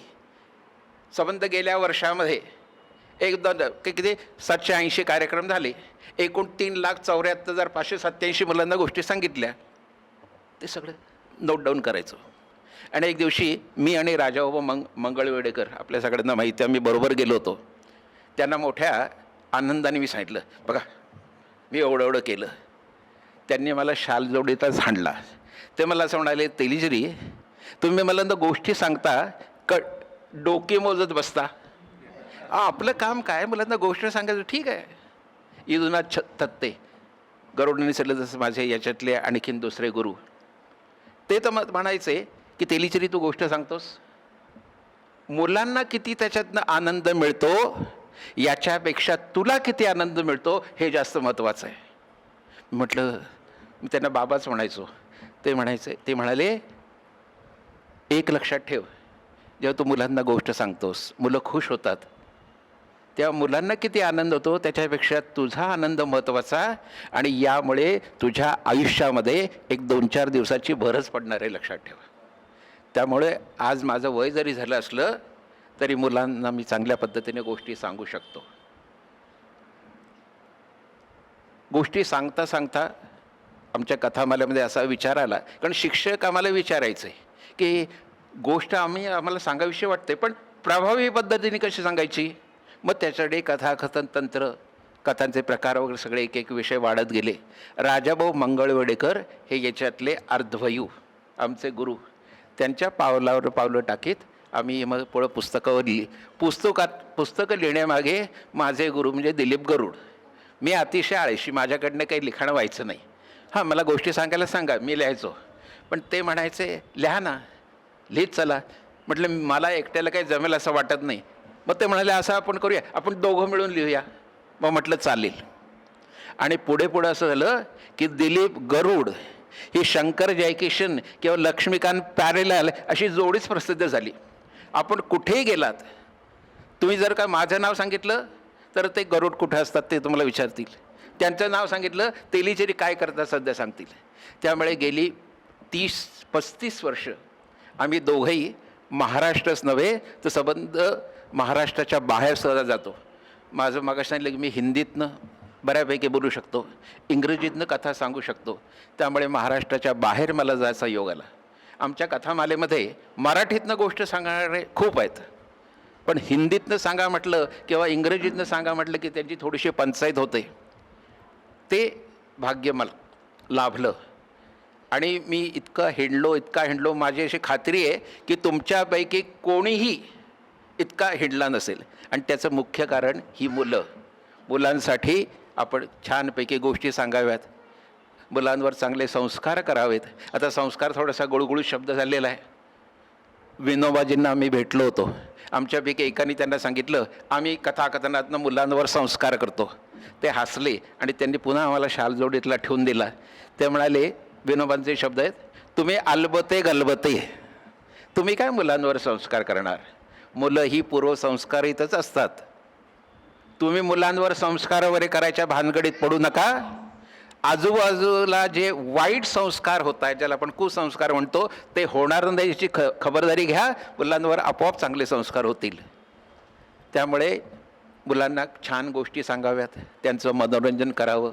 आणि गरुडांसारखा साथी मिळाल्यानंतर मी तर अभिमानाने सांगतो, माझ्या घरातल्या लोकांबरोबर जितका मी हिंडलो नसेल त्याच्यापेक्षा कित्येक पटीने मी गरुड सरांबरोबर हिंडलेलं आहे. मगाशी त्यांची माहिती देताना सांगितलं, अतिशय नम्र माणूस आहे. अखिल भारतीय साने गुरुजी कथाकथन प्रबोधिनीचे ते मानद संचालक होते. पण शिक्षकांमध्ये गेले की शिक्षक कुठे बसलेले आहेत त्यांच्याबरोबर हे जाऊन बसायचे चपला काढून, हां तुमचं कसं चाललेलं आहे. बऱ्याच लोकांना कळायचं नाही हे कोण आहेत. मग त्यांना स्टेजवर नंतर पाहिलं आणि त्यांचं ऐकलं की मग त्यांनाच थोडंसं आश्चर्य वाटतं, अरे मगाशी आपण ज्याच्याबरोबर बोलत होतो तीच आजची ही व्यक्ती आहे बोलणारी. गरुड सरांबरोबर मला काम करता आलं. चांगल्या शाळा मिळत गेल्या. हिंदीतनं शिकवलं, इंग्रजीत शिकवलं. सध्या मी मुसलमान मुलांच्या शाळेमध्ये शिकवायला जातो. ती अशी गरीब आहेत, झोपडपट्टीतलीत, त्यांना शिकवायचं. मी तर असं म्हणतो की मला भाग्यच लाभलेलं आहे. बरेच लोक विचारतात की तुमचं तारुण्याचं रहस्य काय. मी सांगतो मुलं. जोपर्यंत मी मुलांमध्ये हिंडतो आहे, फिरतो आहे, तोपर्यंत मी तरुणच राहणार आहे. सेंट ॲन्समध्ये मी वयाच्या 34व्या वर्षी लागलो आणि पुढची 25 वर्ष माझं वय 34च होतं. ज्या दिवशी मी रिटायर झालो त्या दिवशी एकदम माझं वय 58 झालं. लक्षात ठेवा, ते जबरदस्ती रिटायर केल्यामुळे. मुलांमध्ये काम करा. बालमित्र चांगली संस्था आहे. ठीक आहे, भाषणाचा सगळ्यांनाच कंटाळा येतो. मी एक नवीन प्रयोग केला की गद्यातनं गोष्ट सांगितली तर ती आवडतेच, पण पद्यातनं गोष्ट आपल्याला सांगता येईल का. आणि त्या दृष्टीनं मी खूप त्याच्यामध्ये प्रकार करून पाहिले आणि मला असं जाणवलं की मुलांना अशा गोष्टी आवडत आहेत. त्यामुळे काही गोष्टी पद्यातनं मी सांगितल्यात. एक वानवादाखल छोटी सांगतो, आपल्याला जास्त वेळ नाही आहे आणि नंतर मी थांबणार आहे. सुन लो सुनाता हूँ तुमको कहानी, जो है तुम सबकी भी जानी पहचानी. सुन लो सुनाता हूँ तुमको कहानी, जो है तुम सबकी भी जानी पहचानी. रे मामा रे रे नाना रे. या ज्या चाली आहेत ना, या तुमच्या माहितीच्या आहेत, त्या तुम्हालाही माझ्याबरोबर म्हणायला हरकत नाही. एक घने जंगल में ही एक शेर भी रहता था, बड़ा दुष्ट ही था वो सबको दुख पहुंचाता था. एक घने जंगल में ही एक शेर भी रहता था, बड़ा दुष्ट ही था वो सबको दुख पहुंचाता था. काय करायचा सिंह? जंगलातले जे छोटे प्राणी होते त्यांना धरायचा, मारायचा आणि खाऊन टाकायचा. एक दिवशी अशीच दुपारची वेळ असते. या सिंहाला सकाळपासून काही खायला मिळालेलं नसतं. त्याला खूप राग आलेला असतो. तर तो रागाने थैथै नाचत असतो आणि नाचता नाचता म्हणत असतो, चाहे कोई मुझे जंगली कहे, बकने दो जी बकता रहे, हम भूख के मारे मर रहे हैं, हम क्या करे. तर तेवढ्यात समोरच्या बाजूनी एक ससा असं उड्या मारत जाताना दिसतो. आता या सशाला कुठं माहीत असतं की हा सिंह लपून बसलेला आहे, हा आपल्यावर झडप घालेला, आपल्याला खाईल. म्हणून तो ससा आपल्या नादामध्ये उड्या मारत चाललेला असतो आणि उड्या मारता मारता म्हणत असतो, जिंदगी एक सफर है सुहाना, यहाँ कल क्या हो किसने जाना. जिंदगी एक सफर है सुहाना, यहाँ कल क्या हो किसने जाना. भूक लगे ओ, भूक लगे ओ. तर तेवढ्यामध्ये समोरच्या बाजूने हा सिंह येतो आणि त्या सशाच्या आईवर झडप घालतो. ससा आईबरोबर चाललेला असतो आणि आईला खाऊन टाकतो. सशाला खूप वाईट वाटतं. तो बाबा रे, माझ्या आईला खाल्लंस, मला तरी कशाला ठेवतोयस, मलाही खा. पण तो सिंह दुष्ट असतो. तो सांगतो, जा, मला तुला खायचं नाही. आणि तो सिंह निघून जातो. सशाला खूप वाईट वाटतं, कारण त्याला माहिती असतं कौन सी है वो चीज जो यहाँ नहीं मिलती, कौन सी है वो चीज जो यहाँ नहीं मिलती. सब कुछ मिल जाता है लेकिन हाँ माँ नहीं मिलती, हाँ माँ नहीं मिलती. आई नाही, त्याला जेवण गोड लागत नाही. एक दिवशी असाच तो हिंडत एका झाडाखाली बसतो, तर त्याचा डोळा लागतो. तर या सशाची आई त्याच्या स्वप्नामध्ये येते आणि सशाची आई त्याला सांगते, इतना न दिल को तू अपने दुखा कि तू एक बालक बेचारा, सोच ले शेर से बदला तू ले कि जुल्म न हो फिर दो बार. आईने काय सांगितलं? त्या दुष्ट सिंहाचा बदला घे. हा जंगलातल्या सगळ्या प्राण्यांना बोलवतो आणि त्यांना हात जोडून विनंती करतो आणि हा ससा त्या सगळ्या प्राण्यांना सांगतोय, कहो कि मुझसे प्यार है कि नहीं, कहो कि मेरे यार हो के नहीं। शेर ये सताता रहा, हमको रुलाता रहा, शेर ये सताता रहा, हमको रुलाता रहा। सबक है उसे ही सिखाना, कहीं ना कहीं। कहो, सगळे प्राणी म्हणतात अरे प्यार तो है लेकिन हमें यहाँ किस लिए बुलाया। तो हा असं सांगतो, इस जगह रहना हो एक बात सुनो प्यारे, शेर को भगाएंगे हम मिलके सारे। इसी जगह रहना हो एक बात सुनो प्यारे, शेर को भगाएंगे हम मिलके सारे। वरना वो शेर भी जीने नहीं देगा, खाने नहीं देगा, पीने नहीं देगा। इसी जगह सगळे प्राणी घाबरतात, काळजी वाटायला लागते की हा जर का त्याच्याकडे गेला तो सिंहाला फाडून खाईल. म्हणून हत्ती त्या सशाला सांगतोय, तुम बात ऐसी जुबा पर न लो, कहीं शेर ये बात सुन भी न ले. बड़ा है कमीना वो सुन ले जरा, कहीं वो तुम्हारी जान ले जा. अरे असं बोलू नकोस, त्या सिंहाने ऐकलं तर तुला ठार मारेल. पण या सशाचं ठरलं असं जायचं. हा सिंहाच्या गुहेत जातो. सिंह त्याच्या दगडी सिंहासनावर असा मिशांवरनं हात वगैरे फिरवत बसलेला असतो. या सशाला माहिती असतं किती मोठा झाला त्याची स्तुती केली की खुलतो. म्हणून हा ससा त्या सिंहाला सांगतोय, मुझवाले तेरा जवाब नहीं, कोई तुझसा नहीं करोड़ों में, मुझवाले. सिंहाला जरा बरं वाटतं, पण तू इथं कशासाठी आलेला आहेस.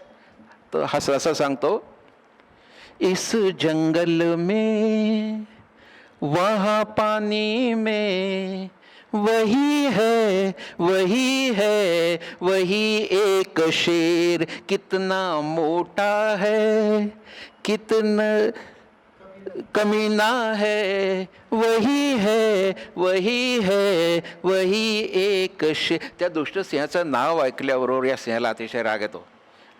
तो कुठे आहे तो दुसरा सिंह, दाखव मला. तर चला, ससा त्या सिंहाला सांगतोय, आओ आओ जी सिंह जी आओ, वनराज जी देखा तो वहाँ कौन छुपा है. आणि त्याला विहिरीपाशी घेऊन जातो. हा सिंह त्या विहिरीमध्ये डोकावून पाहतो तर त्याला ससा सिंहाला त्या विहिरीपाशी घेऊन जातो. त्याला सांगतो आत लपून बसलेला आहे. हा सिंह त्या विहिरीमध्ये डोकावतो तर त्याला खरोखर दुसरा सिंह आतमध्ये बसलेला दिसतो. हा वरचा सिंह त्या आतल्या सिंहाला म्हणतोय, पल भर के लिए तू जरा तो बाहर आ जा रे, पल भर के लिए तू जरा तो बाहर आ जा रे, फिर देखो तू. पण तो कुठला बाहेर येतोय. शेवटी त्याला पकडायला म्हणून हा विहिरीत उडी मारतो. विहिरीत पाणी असतं, हा बुडून मरण पावतो. बाकी सगळे प्राणी या सशाचा पराक्रम पाहत असतात आणि त्यांना दिसतं, अरे एवढा छोटासा ससा एवढ्या दुष्ट सिंहाला ठार मारलं. सगळे त्याला डोक्यावर घेतात, खांद्यावर घेतात, नाचायला लागतात. आणि नाचता नाचता सगळे एक साथ म्हणतात, देखो छोटे का कमाल कैसी चल गया चाल, देखा होगा किसी ने ऐसा जादूगर, देखो छोटे का कमाल. धन्यवाद.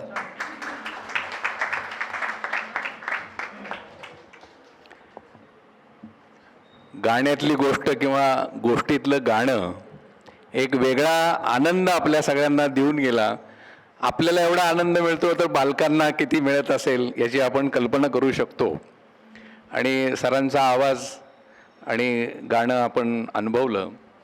पण त्याहीपेक्षा हिंदी आणि इंग्रजीतून त्यांचं कथाकथन याही गोष्टी महत्त्वाच्या आहेत. आणि या सगळ्यामुळं त्यांच्या आयुष्यात कथाकथनाचा भाग्ययोग काय, तर हिंदी आणि इंग्रजीमुळं रवींद्र टागोरांच्या शांतिनिकेतनमध्ये प्रत्यक्षात कथाकथन करण्याचं भाग्य लाभलं त्यांना. हा आयुष्यातला केवढा मोठा आनंदाचा क्षण आहे. नाही, मी ते सांगणार आहे. आणि ही जोडी होती, म्हणजे कथाकथनाला जोडी, पुस्तकाच्या श्रेयनामावलीत जोडी, आणि आता वाटू नये एकाला पुरस्कार दिला तर जोडी फुटली का काय, म्हणून दोघांना जोडीनं पुरस्कार दिला. एवढंच नाही तर कुणाला भेदभाव वाटू नये म्हणून नमसरांनी दोन्ही बाजूला दोघांना बसवलं. अशी ही जोडी निरंतर राहो, ही पुरस्काराच्या निमित्तानं उपस्थित सगळ्यांच्या वतीनं आपल्याला मनपूर्वक हार्दिक शुभेच्छा. आणि यानंतर सन्माननीयांच्या मनोगताकडे वळत असताना प्रारंभी आदरणीय या ठिकाणी उपस्थित असणारे, खरं तर शिक्षकांसाठी शिक्षक संघटनेच्या माध्यमातून उत्तम आणि विविध संस्थांच्या माध्यमातून उत्तम काम, आणि या संस्थेचे संचालक असणारे, अर्थात नुमोईमध्ये पण ही जोडी होती. ही जशी जोडी आहे पुरस्कारार्थी, तशी ही पाहुण्यांची आहे, ही सुद्धा जोडी आहे, नुमोईपासूनची आहे. त्याविषयी मी नंतर उल्लेख करतो, पण फगरे सरांना विनंती करतो की आपण शुभेच्छा द्याव्यात, मनोगत व्यक्त करावं. मी असाच उभारून बोलतो, मला पुष्कळ बोलता येतं. मी शिक्षकांच्या चळवळीचं काम केलं, विद्यार्थ्यांच्या चळवळीचं काम केलं. उद्या शिक्षक दिन आहे 5 सप्टेंबर. या शिक्षक दिनानिमित्त सर्वांना शुभेच्छा. जे शिक्षक होते नव्हते त्या सर्वांना ही संस्था ज्यांनी स्थापित केली असे मार्गदर्शक, आणि आज माझे मित्र पारसने ही ती संस्था सांभाळत आहे, त्यांना धन्यवाद. मला पुष्कळ बोलायचं. गरुडांनी पुष्कळ केलेलं आहे. गरुड हे हाडाचे गणिताचे शिक्षक पण साहित्य क्षेत्रात आले, आणि माझ्यासारख्या एका सामान्य शिक्षकाच्या जीवनावर त्यांनी कर्मवीर, श्रीमंत कर्मवीर या नावानं माझे पुस्तक प्रसिद्ध केलं. धन्यवाद. नमनी हे सगळं घडवलं. तेलीचा इतका परिचय नव्हता, पण हे दोघेही बालकुमार साहित्याच्या सान्निध्यात आले, आणि मी त्याच्यात प्रबोधली एक शाश्वत विश्वस्त आहे, त्यांच्याबरोबर काम करतोय. मला याचा सहवास वाटतो आहे. नमनची सत्संगती मिळते आहे, याबद्दल मी आपल्याला धन्यवाद देतो. मी धन्य मानतो आणि मी थांबतो. मोजक्या, नेटक्या आणि नव्वदीत सुद्धा माईकचा आधार न घेता असलेला आवाज तुमच्यापर्यंत पोहोचला, त्यांना मनपूर्वक शुभेच्छा. आजच्या कार्यक्रमाचे सन्माननीय प्रमुख पाहुणे, खरं तर यांचं आपण नेहमी ऐकत असतो, आणि त्यांच्या अनुभवाची समृद्धी आपण नेहमी अनुभवत असतो. एखाद्या शिक्षकाच्या आयुष्यात अनुभवाची समृद्धी किती यावी, म्हणजे प्रत्यक्षात राज कपूरांची भेट व्हावी, डॉक्टर बाबासाहेब आंबेडकरांनी ज्यांचं कौतुक करावं आणि पुस्तकाची भेट द्यावी, प्रत्यक्षात राष्ट्रपतींनी त्यांना विचारावं तुमची काय इच्छा आहे म्हणून. इतके भाग्ययोग्य ज्यांच्या आयुष्यात लाभले, असं एक समृद्ध आयुष्य ज्यांच्या वाट्याला आलं, असे ज्येष्ठ लेखक, सगळ्यांचे मार्गदर्शक, शिक्षणतज्ज्ञ आदरणीय नम जोशी सरांना मी विनंती करतो की आपण मनोगत व्यक्त करावं. आपल्या परवानगीनं मी बसून बोलणार आहे आणि 15 मिनिटात आटपणार आहे. आवाज येतो ना, ऐकू का वाढवायचा आहे? नाही येतं. मित्र, आजच्या या समारंभाचं एकाच वाक्यात वर्णन करायचं झालं तर मला असं करता येईल की मुलांच्या मनात आनंदाची बाग फुलवणाऱ्या 2 निरपेक्ष निष्ठावान कथाकारांचा कृतज्ञता सोहळा, असं वर्णन आपल्याला करता येईल. आणि दुसरा भाग महत्त्वाचा की हा कृतज्ञता सोहळा ज्यांनी आयोजित केला त्या बालक संस्थेचं पहिलं कौतुक केलं पाहिजे. त्याचे संस्थापक सदस्य पारसनिस्थित आहेत. मी नेहमीच म्हणतो की अलीकडच्या सार्वजनिक कार्यामध्ये फार वर्षापूर्वी राजवाडे यांनी सांगून ठेवलं की समाज जर प्रगती व्हायचा असेल तर समाजाचे मंडळीकरण करा. ते झालेलं आहे. गल्लीबोळात सर्व संस्था मिळायलाच, जागोजागी पाट्या आहेत, पण राजवाड्यांचा जो उद्देश होता त्यातला तो साध्य झाला आहे का हे जर आपल्या लक्षात आलं तर असं लक्षात येईल की हळूहळू या सर्व संस्था या व्यक्तिकेंद्री आणि स्वार्थ केंद्री व्हायला लागल्या. मी नेहमी त्याच्यात असं सांगतो की कोणत्याही सार्वजनिक संस्थेत काम करायचं म्हटलं तर 4 प्रकार लोक समोर ठेवतात. एक प्रसिद्धी, पदक, पद आणि पैसा, हे 4 प्रकार असतील. 4च्या 4 मिळाले काम करताना तर फार बरं, पण यातला एक तरी मिळाला पाहिजे, म्हणजे माझा फोटो यायला पाहिजे, तर मी त्या संस्थेत काम करेन. पण जो 5वा प्रकार आहे तो म्हणजे प्रेम. तर हे प्रेम असणं हे अत्यंत महत्त्वाचं आहे. त्या 5वा प्रकार हा पहिला प्रकार पाहिजे, म्हणजे प्रेम असलं पाहिजे संस्थेबद्दल, आणि त्याच्या मागं मग तुम्हाला मिळालं तर घ्या ना, कोण नाही म्हणते. पण दुर्दैवानं तसं होत नाही. आज या 4ही प्रकारात लडबडलेल्या आहेत बहुतेक संस्था. रोज बातमी पाहिजे, रोज फोटो पाहिजे, रेकग्निशन पाहिजे, पदक पाहिजे, वशिला पाहिजे. पण मला प्रेम आहे का? माझे मित्र श्री दीक्षित यांची मुद्दाम तुम्हाला आठवण करून देतो. सरकारी नोकरी असलेली सोडून साहित्याच्या प्रेमापोटी या माणसानं साहित्य परिषदेत 25 रुपयावर काम केलं. याला प्रेम म्हणायचं? हे 2 तसेच आहेत माझ्या दोन्ही बाजूला बसलेले, की प्रेमानं या क्षेत्रामध्ये काम करतायत. अमरेंद्र भास्करसाठी गरुड स्वतःचं पेट्रोल खर्च करून जेवढे हिंडतात त्याचं काही त्यांना अमरेंद्र भास्करमधून मिळत नाही, की पावत्या फाडत नाहीत. तेलीचेरी ज्या पद्धतीने काम करतात अशी माणसं आज घडली पाहिजेत. या माणसांना हुडकून तुम्ही पुरस्कार दिलात, याबद्दल मी बालक संस्थेचं अभिनंदन करतो. पारसनीस तुमच्या सर्व सहकार्यांचं मी मुद्दाम अभिनंदन करतो. कारण आजकाल वंचित हा काही फक्त जातीनं, पैशानं किंवा हिनी वंचित असतो असं नाही, तर खरं काम करणारे सुद्धा कौतुकापासून वंचित आहेत. कारण कोण याला पुरस्कार देणार, कोण याला मानपत्र देणार? कारण गट ठरलेले आहेत. मला तर वाटतं की गरुड आणि तेलीचेरी यांना पुरस्कार कदाचित छोटे मोठे मिळाले असतील, पण अशा पद्धतीचं मोठा पुरस्कार आणि मानपत्र हे पहिल्यांदाच मिळालं नाही. बरोबर आहे का? बरोबर. म्हणजे बालक संस्थेनं केवढं मोठं काम केलं ते बघा.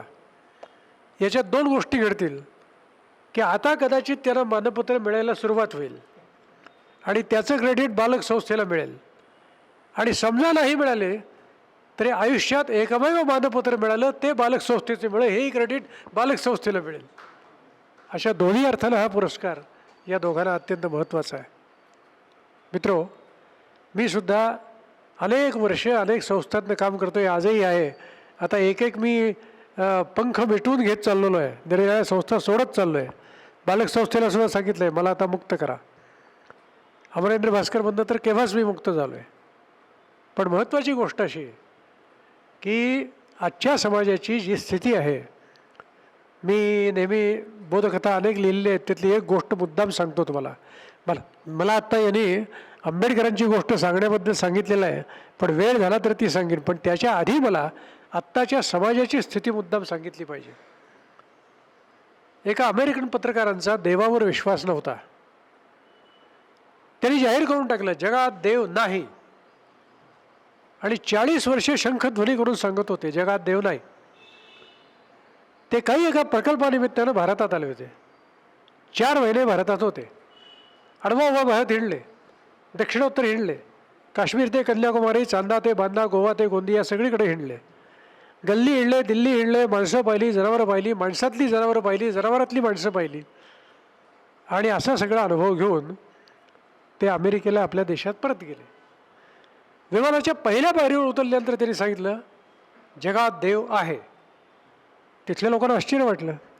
अरे म्हणले, जो मनुष्य 40 वर्षे शंखध्वनी करून सांगतो देव नाही, ते आता शंख फुंकून सांगायला लागले देव आहे, म्हणजे काय भानगड आहे? म्हणून त्यांनी त्याला विचारलं तिथल्या पत्रकाराने, का हो तुमच्या मनात देव नाही याचं रूपांतर देव आहे असं झालं, हे कशामुळे? ते म्हणले मी भारतात गेल्यामुळे. म्हणजे तुम्हाला भारतात देव दिसला? हो. मग कुठे गेला होतात? शिर्डीला? नाही. पुट्टपार्थीला? नाही. किमान पक्षी पुण्यात दगडूशेठला? नाही हो म्हणले. अशा कुठल्याच देवळात आणि देवाचं दर्शन मी घेतलं नाही. मग तुम्हाला देव कुठे दिसला म्हणले. त्यांनी दिलेलं जे उत्तर आहे ते आपल्या देशाच्या आणि समाजाच्या सर्वच संस्था काय, समाज काय, राजकारण काय, देश काय याच्या बाबतीत त्याच्यावर झगझगीत प्रकाश जोड टाकणार आहे. ते म्हणाले, मी 4 वेळे भारतात हिंडलो, आडवा व्यवहार हिंडलो, पंचेंद्रियांनी भारत पिऊन घेतला. भारतात इतकी बेरोजगारी, इतकी महागाई, इतका भ्रष्टाचार, इतका दहशतवाद, इतका रक्तपात, इतके घोटाळे, इतकी राजकारणं, इतक्या प्रचंड वाईट गोष्टी असून सुद्धा भारताचा राज्यकारभार चालू आहे. त्या अर्थी तो माणसं चालवत नसून देव चालवत असला पाहिजे असं मला वाटतं. म्हणून माझा देवावर विश्वास बसला. ही जर परिस्थिती असेल तर काय व्हायला पाहिजे? ठिकठिकाणी उपक्रम सगळे चालू आहेत, पण आत्ताची पिढी, आमची पिढी गेली. आता मी, फगरे, आणखीन हे सुद्धा लोक आता जे 70च्या पुढच्या आहोत हे संपले. उद्याच्या पिढीचं काय, तिची चिंता व्हायली पाहिजे. तरच या देशाचं भवितव्य. साने गुरुजींनी आपल्या त्यांच्या एका गीतामध्ये वर्णन केल्यामुळे, बलसागर भारत हो, विश्वात शोभुनी राहो, वैभवी देश चढवीन, सर्वस्व त्यास अर्पीन, ही माय निज पदा लाहो. ती जाईल का? आजची स्थिती नाही असं वाटतं. पण गुरुजीला जर प्रणाम करायचा झाला आणि आपल्या साऱ्या आज स्वातंत्र्याचा अमृत महोत्सव आहे, आता ज्या ज्या क्रांतिकारकांनी रक्तामांसाचा चिखल करून हे स्वातंत्र्य मिळवलं, ज्या गांधींसारख्या महामानवानं हजारो लोक आपल्या मागं आणले, यांच्या स्मृती जर जतन करायच्या असतील तर उद्याच्या पिढीवर मूल्यसंस्कार केले पाहिजेत. आणि ते मूल्यसंस्कार कथाकथनाच्या माध्यमातूनच निश्चितपणे होतात यावर माझा विश्वास आहे. आणि ते कार्य करणारे या 2 व्यक्ती यांना आपण आज त्या कथनाबद्दल मानपत्र दिले, कारण त्यांनी मुलांच्या आनंदाच्या बागा फुलवलेल्या आहेत. खरा शिक्षक काय करतो? यांनी मला फरमाईश केली म्हणून थोडंसं माझं भाषण लांबवून मी 2च मिनटं लांबवणार आहे. ती कथा मी सांगतो. माझ्या जीवनात आंबेडकर योग हा फार महत्त्वाचा योग आहे. पहिलं काय, मी सांगलीला सानेगुरू सिटी हायस्कूलमध्ये इयत्ता 9वीत शिकत होतो. 49 सालची गोष्ट आहे. म्हणजे गुरुजींचं निधन होण्याच्या आधी 1 वर्ष ते आमच्या शाळेमध्ये गोष्ट सांगायला आले होते. चहूबाजूनी इमारत, मध्ये क्रीडांगण, आणि आम्हाला मुलांना मधल्या अंगणात बसवलं होतं आमच्या शिक्षकांनी. गुरुजी आले आणि आम्हाला ते गोष्ट सांगायला लागले. दुपारी 4ची वेळ, भगभगीत ऊन, पण इमारतीच्या या बाजूला जेवढा काही सावली असेल तेवढ्या निम्म्या क्रीडांगणावर सावली होती, निम्म्या क्रीडांगणावर ऊन होतं. माझा नंबर नेमका उन्हात होता, पण काही मुलं सावलीत होती. गुरुजी गोष्ट सांगायला लागले, फारच मधाळ वाणी, आणि ती सांगता सांगता ते आम्हाला आंबेडकरांची गोष्ट सांगायला लागले. आता 49 साली आमच्या त्या सिटी हायस्कूलमधले विद्यार्थी देशपांडे, कुलकर्णी, शिंदे, कांबळे, आणखीन काय होणे असे भट, या लोकांना आंबेडकर काय माहिती. पण गुरुजी एवढे सामर्थ्यवान शिक्षक, त्यांनी अतिशय रसाळ भाषेत चरित्र सांगितलं. आणि सांगता सांगता ते काय म्हणाले, बाळांनो, आपल्या समाजात आंबेडकर का निर्माण झाले? कारण आपला समाज दुभंग आहे. मग दुभंग या शब्दाचा अर्थ तुम्हाला कळला का असं तरी विचारलं. काही मुलं म्हणाली कळला, काही मुलं म्हणाले नाही. ते म्हणले, ज्यांनी नाही सांगितलं त्यांच्यासाठी सांगतो. तुम्ही सगळेच सिटी हायस्कूलचे विद्यार्थी का नाही, आणि सगळेच माझी गोष्ट ऐकताय का नाही, पण निम्मी मुलं उन्हात आहेत, निम्मी मुलं सावलीत आहेत. दुभंग. या सावलीत बसलेल्या मुलांना असं वाटतंय का की आपलेच काही भाईबंध उन्हात तळपत आहेत? त्या उन्हात तळपणाऱ्यांचं दुःख ज्याला समजतं सावलीतल्याला, तो खरा समाज एक असतो. नाहीतर सावलीतलं सावलीत, उन्हातल्या उन्हात. आणि हे सांगताना एकदम माझ्याचकडे बोट दाखवत नाही म्हणले, हा बघा मुलगा आंबेडकरांसारखा दिसतो, होईल सुद्धा पुढं आंबेडकर. तिथं माझ्या मनात आंबेडकर बसले. पुढे मी 85 साली आंबेडकरांचं चरित्र लिहिलं. पण त्याच्या पूर्वी एक घटना आहे. मी बालपणी वृत्तपत्र टाकत असे, आणि आचार्य ना वा तुंगार या नावाचे पाली भाषेचे एक पंडित यांच्याकडे डॉक्टर बाबासाहेब आंबेडकर 56 साली त्यांनी धर्मांतर केलं. पण त्यातले ग्रंथ अभ्यासण्यासाठी आंबेडकर हे अभ्यासक होते. त्या बुद्ध धर्म स्वीकारण्याआधी त्यांनी धर्माचा अभ्यास केला. ते त्या तुंगारांच्याकडे येत असत आणि तुंगारांच्याकडे माझा टाइम्स ऑफ इंडियाचा अंक चालू होता. ही बालविलास थिएटरच्या समोरची गोष्ट आहे. तिथं ते राहत होते. एक दिवस खाली तुंगार एक भेंडोळ घेऊन उभे होते. तर मी त्याला विचारलं, का हो तुम्ही इथं उभे? ते म्हणले, माझ्याकडे डॉक्टर बाबासाहेब आंबेडकर येणार आहेत. म्हणलं, तुमच्याकडे? म्हणलं, हो. म्हणलं, माझी ओळख करून द्या की. देईन की म्हणले. पुढल्या गुरुवारी ते माझ्याकडे येणारच आहेत. दर आठवड्याला बाबासाहेब आंबेडकर त्यांना हवं ते मटेरियल त्यांना देत असत आणि त्याचं इंग्रजी किंवा मराठीत करून तुंगार त्यांना पुरवत असत आणि ते घेण्यासाठी बाबासाहेब येत असत. पुढल्या गुरुवारी मी उभा राहिलो तिथं. माझे पेपर 2 टाकायचे राहिले होते. सायकल बाजूला लावली. मोदी गणपतीकडनं काळी गाडी आली. त्याच्यामध्ये बाबासाहेब उतरले. त्यांच्याबरोबर त्यावेळचे खासदार पान ना राजभोज हे पण होते. त्यांचं बोलणं काय व्हायचं ते झालं. ते झाल्यावर तुंगार त्याला म्हणाले, हा बघा मुलगा तुमचं दर्शन घ्यायला थांबला आहे. तेव्हा बाबासाहेब म्हणले, दर्शन? मी काय देव आहे काय? म्हणले, इकडे. म्हणून मला बरोबर त्यांनी पुढं बोलावलं. मी त्यांच्या पाया पडलो. त्यांनी मला शाबासकी दिली. काय करतोस विचारलं. त्यावेळी मी कॉलेजमध्ये FYला होतो. म्हटलं, वृत्तपत्र टाकतो पैसे मिळवण्यासाठी. त्यावेळी, छान, अशीच माणसं मोठी होतात. तुझ्याकडे कुठला अंक आहे? म्हणलं, केसरी आहे. म्हणजे मला 1 अंक विकत दे. मी त्याला केसरी दिला. त्यावेळी केसरीची किंमत 2 आणे होती. त्याने खिशातनं रुपये काढला. तर त्याला 14 आणे परत देण्यासाठी मी खिशात हात घातला. तर ते म्हणले, 14 आणे राहू देत, या 14 आण्याची पुस्तकं विकत घे आणि मोठा हो. माझ्या आयुष्यात जी पहिली पुस्तकं विकत मी घेतली ती बाबासाहेब आंबेडकरांनी दिलेल्या 14 आण्याची. आणि पुढं माझ्याच मार्गदर्शनाखाली मुंबईच्या कॉलेजच्या, जसे गरुडनी माझ्यावर PhD केली आहे तसे माझ्या हाताखाली बरेच PhD झालेले आहेत. मुंबईच्या एज्युकेशन कॉलेजच्या प्रिन्सिपॉल ॲना फर्नांडिस या माझ्या मार्गदर्शनाखाली डॉक्टर बाबासाहेब आंबेडकरांचा शिक्षण विचार या विषयावर पुणे विद्यापीठात PhD झालेले आहेत. असा माझ्या जीवनात आंबेडकरांचा योग आहे. हे सगळे योगायोग ह्यासुद्धा कथा लोकांना सांगितल्या पाहिजेत.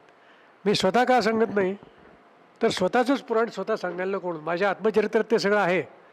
म्हणजे राज कपूरची माझी भेट, हेमा मालिनीची माझी भेट आहे. सगळ्या क्षेत्रातले लोक आहेत. राज कपूर आहे, अटल बिहारी वाजपेयी आहेत. त्यांचं तर काय म्हणजे माझा जवळचाच परिचय होता. लालकृष्ण अडवाणी आहेत. मला सिंधी येत असल्यामुळे मी डायरेक्ट सिंधीत त्यांच्याशी बोलू शकतो. केडो आला साई ते तिकडनं मला विचारतात. त्या माणसाला बहुभाषिक असलं तर त्याचा उत्तम परिणाम होतो. 88 साली जी जागतिक मराठी परिषद भरली मुंबईला मोठी, की ज्याचे शरद पवार आणि माधव गडकरी हे प्रायोजक होते, त्याच्यात पु ल देशपांडे यांनी आमची मुलाखत घेण्याचा मला संधी मिळाली. ती मी सिंधी शिकल्यामुळे. आमचे सगळे साहित्यिक नंबर लावून बसले होते, मला बोलवा, आम्हाला बोलवा, आम्हाला बोलवा. पण मी सिंधी शिकल्यामुळे त्यावेळी एक कार्यक्रम असा पुलंनीच आयोजित केला होता की ज्या मराठी माणसानं आपल्या मातृभाषेव्यतिरिक्त एखादी भारतीय भाषेवर कमांड मिळवली आहे तो आंतरभारतीय कार्यक्रम त्यांनी घेतला. मग मद्रासी, बंगाली या सगळ्या, त्यात सिंधी कोण शिकणार? मीच शिकलो होतो. तेव्हा पुलंनी आमच्या मुलाखती घेतल्या. तिथेही गंमत मीच केली. पुलंनी मला विचारलं, नमो तू सिंधीच काय घेतलीस? तर मी म्हटलं, भाई तुमच्यामुळे म्हणल्यावर हशा पिकला भयंकर. कारण खाली ऐकायला लता मंगेशकर, रणजित देसाई, पंतप्रधान नरसिंहराव हे आमच्यामुळे नाही, त्यांच्यामुळे होते. ते हशा पिकला. मी म्हटलं, मी त्यांच्यामुळे सिंधी घेतो म्हणजे काय? माझा थोडा हजरजबाबीपणा पण असतो. तर भाईला मी म्हटलं, ते पु ल देशपांडेचा बंगाली चांगलं येत होतं. ते म्हटलं, भाई मला पण बंगाली आवडतं, पण मी बंगाली मी घेतलं असतं तर मला कोणी विचारलं असतं? तुम्हालाच लोक विचारणार. त्यामुळे सिंधी घेतल्यामुळे आज तुमच्यामुळे मला तुमच्या पंक्तीला बसायला मिळालं, म्हणजे तुमच्यामुळेच मी सिंधी घेतलं नाही का? टाळ्यांचा कडकडाट झाला. तिथं काही वेळा मी सांगितलं, म्हणजे आता वस्तुनिष्ठ बोलण्यात आणि फटकळ बोलण्यातही मी थोडा प्रसिद्ध आहे. काही सिंधी लोक बरेचसे ऐकायला आले होते तिथं. तर मी सिंधी लोकांच्या वाङ्मयाची थोडी तिथं चिकित्सा केली. त्याच्यात मी त्यांना सांगितलं की सिंधी वाङ्मय मराठी वाङ्मय इतकं प्रगत नाही. आणि ती वस्तुस्थिती आहे. अहो G.A. कुलकर्णी सिंधीत झालेला नाही, पण त्या सिंधी लोकांना राग आला आणि त्यांनी वर्ण शेम शेम शेम शेम म्हणून माझा आरडाओरडा केला. तर पुलं मला म्हणाले आता उत्तर दे याला. मग मी तिथं गंमत केली, मला आता एवढं मोठं भाषण कुठं करायचं. तर कवी मनमोहन आपल्याला ठाऊक असतील, लोक नातू, ती पहा बापूजींची प्राणज्योती तारकांच्या सुमनमाला देव, हे कवी माहिती असतील तुम्हाला. किंवा उंबरठ्यावर बाप ठेविले मी पायाने उलथून आले, हे मुक्त कवी आहे. त्यांची कवीविषयीच्या 4 ओळी आहेत. शव हे कवीचे जाळू नका हो, जन्मभरी तो जळतच होता. फुले तयावर उधळू नका हो, जन्मभरी तो फुलतच होता. म्हणजे जन्मभर जळणारा आणि फुलणारा तो कवी. किती 4 ओळीत सुंदर गमक सांगितलं. मग मी तिथल्या तिथे सिंधीमध्ये त्याचं भाषांतर करून दाखवलं.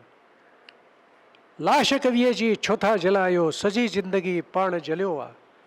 छोथा उळते गुल्ल चढायो, सजी जिंदगी पाण टिड्योवा. मला आहे का अशी कविता तुमच्यात? त्यानेच टाळ्या वाजवल्या समोर. आणि माझा तो शेम शेम शेम गेला आणि आमची सुटका झाली तिथनं. असे पुष्कळ प्रसंग आहेत. पण माझ्याविषयी मला काही सांगायचं नाही इथं. मला जो कौतुक करायचं आहे ते बालक संस्थेचं करायचं आहे, ते या 2 लोकांचं करायचं आहे, आमच्या फगरे सरांचं करायचं आहे. आणि महत्त्वाची गोष्ट अशी, मगाशी मी जे सूत्र सांगितलं की प्रेम पाहिजे, पद पैसा पदक, आजही इथं अशी माणसं आहेत. त्यातलं मी एक उल्लेख करतो, ते मुद्दाम माधुरी सहस्रबुद्धे इथं उपस्थित आहेत.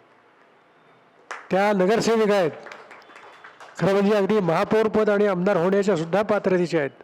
त्यांनीसुद्धा एक बालक संस्था उत्तम चालवली आहे आणि मुलांसाठी गेली 40 वर्ष ते उत्कृष्ट काम करत आहेत. मला राजकारणातल्या लोकांचाही जवळून परिचय आहे. माझे चांगले मित्र आहेत, भरपूर विद्यार्थी पण आहेत. प्रत्येक ठिकाणी त्यांना खुर्ची आवश्यक असते. पण माधुरीने कधीही मला असं सांगितलेलं नाही की मी, किंवा दाखवलेलं नाही. उलट खुर्चीवर बसा म्हटलं तर त्या बसलेल्या नाहीत, त्या सामान्य श्रोता म्हणून खाली बसतात. इथे मोठेपण आहे हे लक्षात घ्या. आणि हे ज्यावेळी जपलं जाईल त्यावेळी समाज मोठा होईल. त्या समाज मोठा होण्याची प्रक्रिया या पुरस्कारानं घडलेली आहे, या दोघांच्या रूपात घडलेली आहे.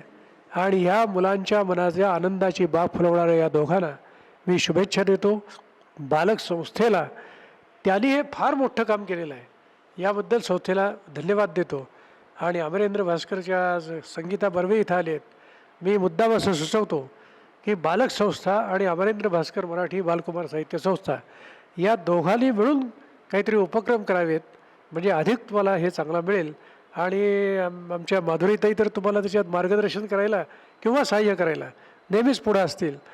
मुलांच्या मनात या देशाविषयी, राष्ट्राविषयी, स्वतःच्या जीवनाविषयी प्रेम निर्माण होईल आणि राष्ट्राविषयी प्रेम निर्माण होईल.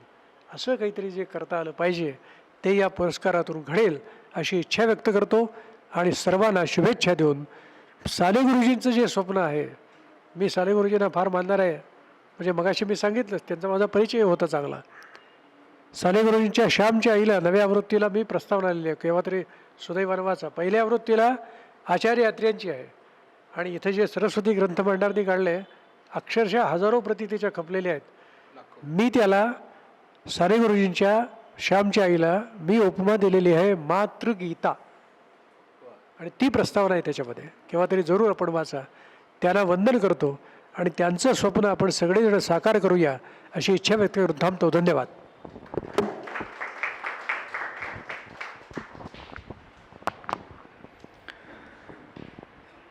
मातृभाषेबरोबरच एखादी प्रादेशिक भाषा आपण शिकली पाहिजे, तरच साने गुरुजींचं आंतरभारतीचं स्वप्न साकार होईल असं मत व्यक्त करत सुंदर आणि समृद्ध अनुभव आणि त्याचबरोबरीनं उत्तम शब्दांमध्ये आपल्याशी संवाद आदरणीय नम जोशी सरांनी साधला. यानंतर कार्यक्रमाच्या सांगतेकडे म्हणजे आभाराकडे वळण्यापूर्वी प्रसारमाध्यमांच्या प्रतिनिधींसाठी म्हणून आपल्या मानपत्रासह एकत्रित फोटो या ठिकाणी घेण्यात येईल. थोडंसं घेऊन उभे राहा. या दरम्यान अनेक मान्यवरांची उपस्थिती या ठिकाणी लाभलेली आहे. माधवी सहस्रबुद्धे यांचा उल्लेख झालाच, पण आदरणीय माधव राजगुरू सुद्धा या ठिकाणी उपस्थित आहेत. त्यांचं आणि इतर अनेक मान्यवर उपस्थित आहेत. त्या सर्वांचे आभार यानंतर व्यक्त होतील. आभारासाठी सन्माननीय संस्थेचे शिरीष जोशी यांना मी विनंती करणार आहे. नमस्कार. आता कार्यक्रमाचा शेवटावर आपण आलेलो आहोत. फगरे सर आभार प्रदर्शनाचं काम माझ्याकडे दिलेलं आहे.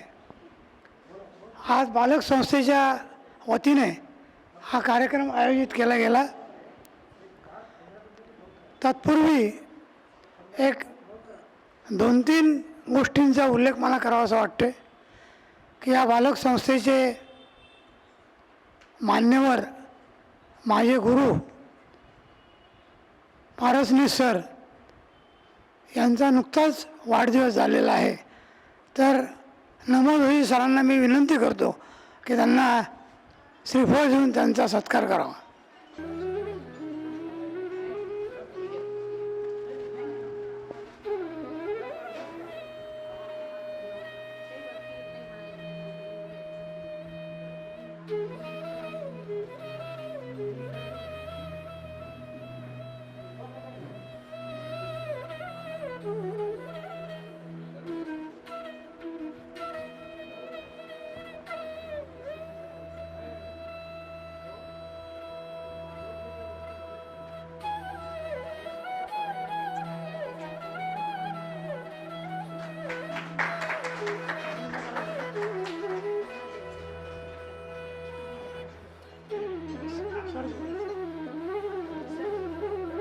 सरांच्याकडे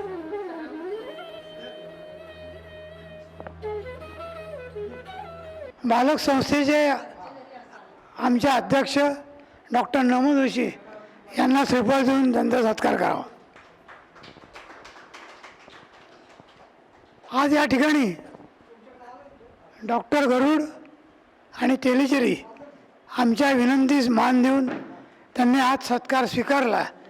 त्याबद्दल बालक संस्थेतर्फे मी त्यांचे आभार मानतो. तसंच डॉक्टर नमो जोशी यांनी आम्हाला केलेल्या मार्गदर्शनाबद्दल मी आभार मानतो. राष्ट्रभाषा प्रचार समितीचे संचालक श्री फकरे सर यांनी हा हॉल सर्व साहित्यासह आम्हाला उपलब्ध करून दिला. याबद्दल आम्ही आभार आहोत. आणि आपण सर्व उपस्थित राहिला त्याबद्दल मी आभार आहे. आणि आमच्या हो त्यानंतर आमचे श्रीकांत चौगुले यांचा सत्कार नमो जोशींनी करावा अशी मी त्यांना विनंती करतो.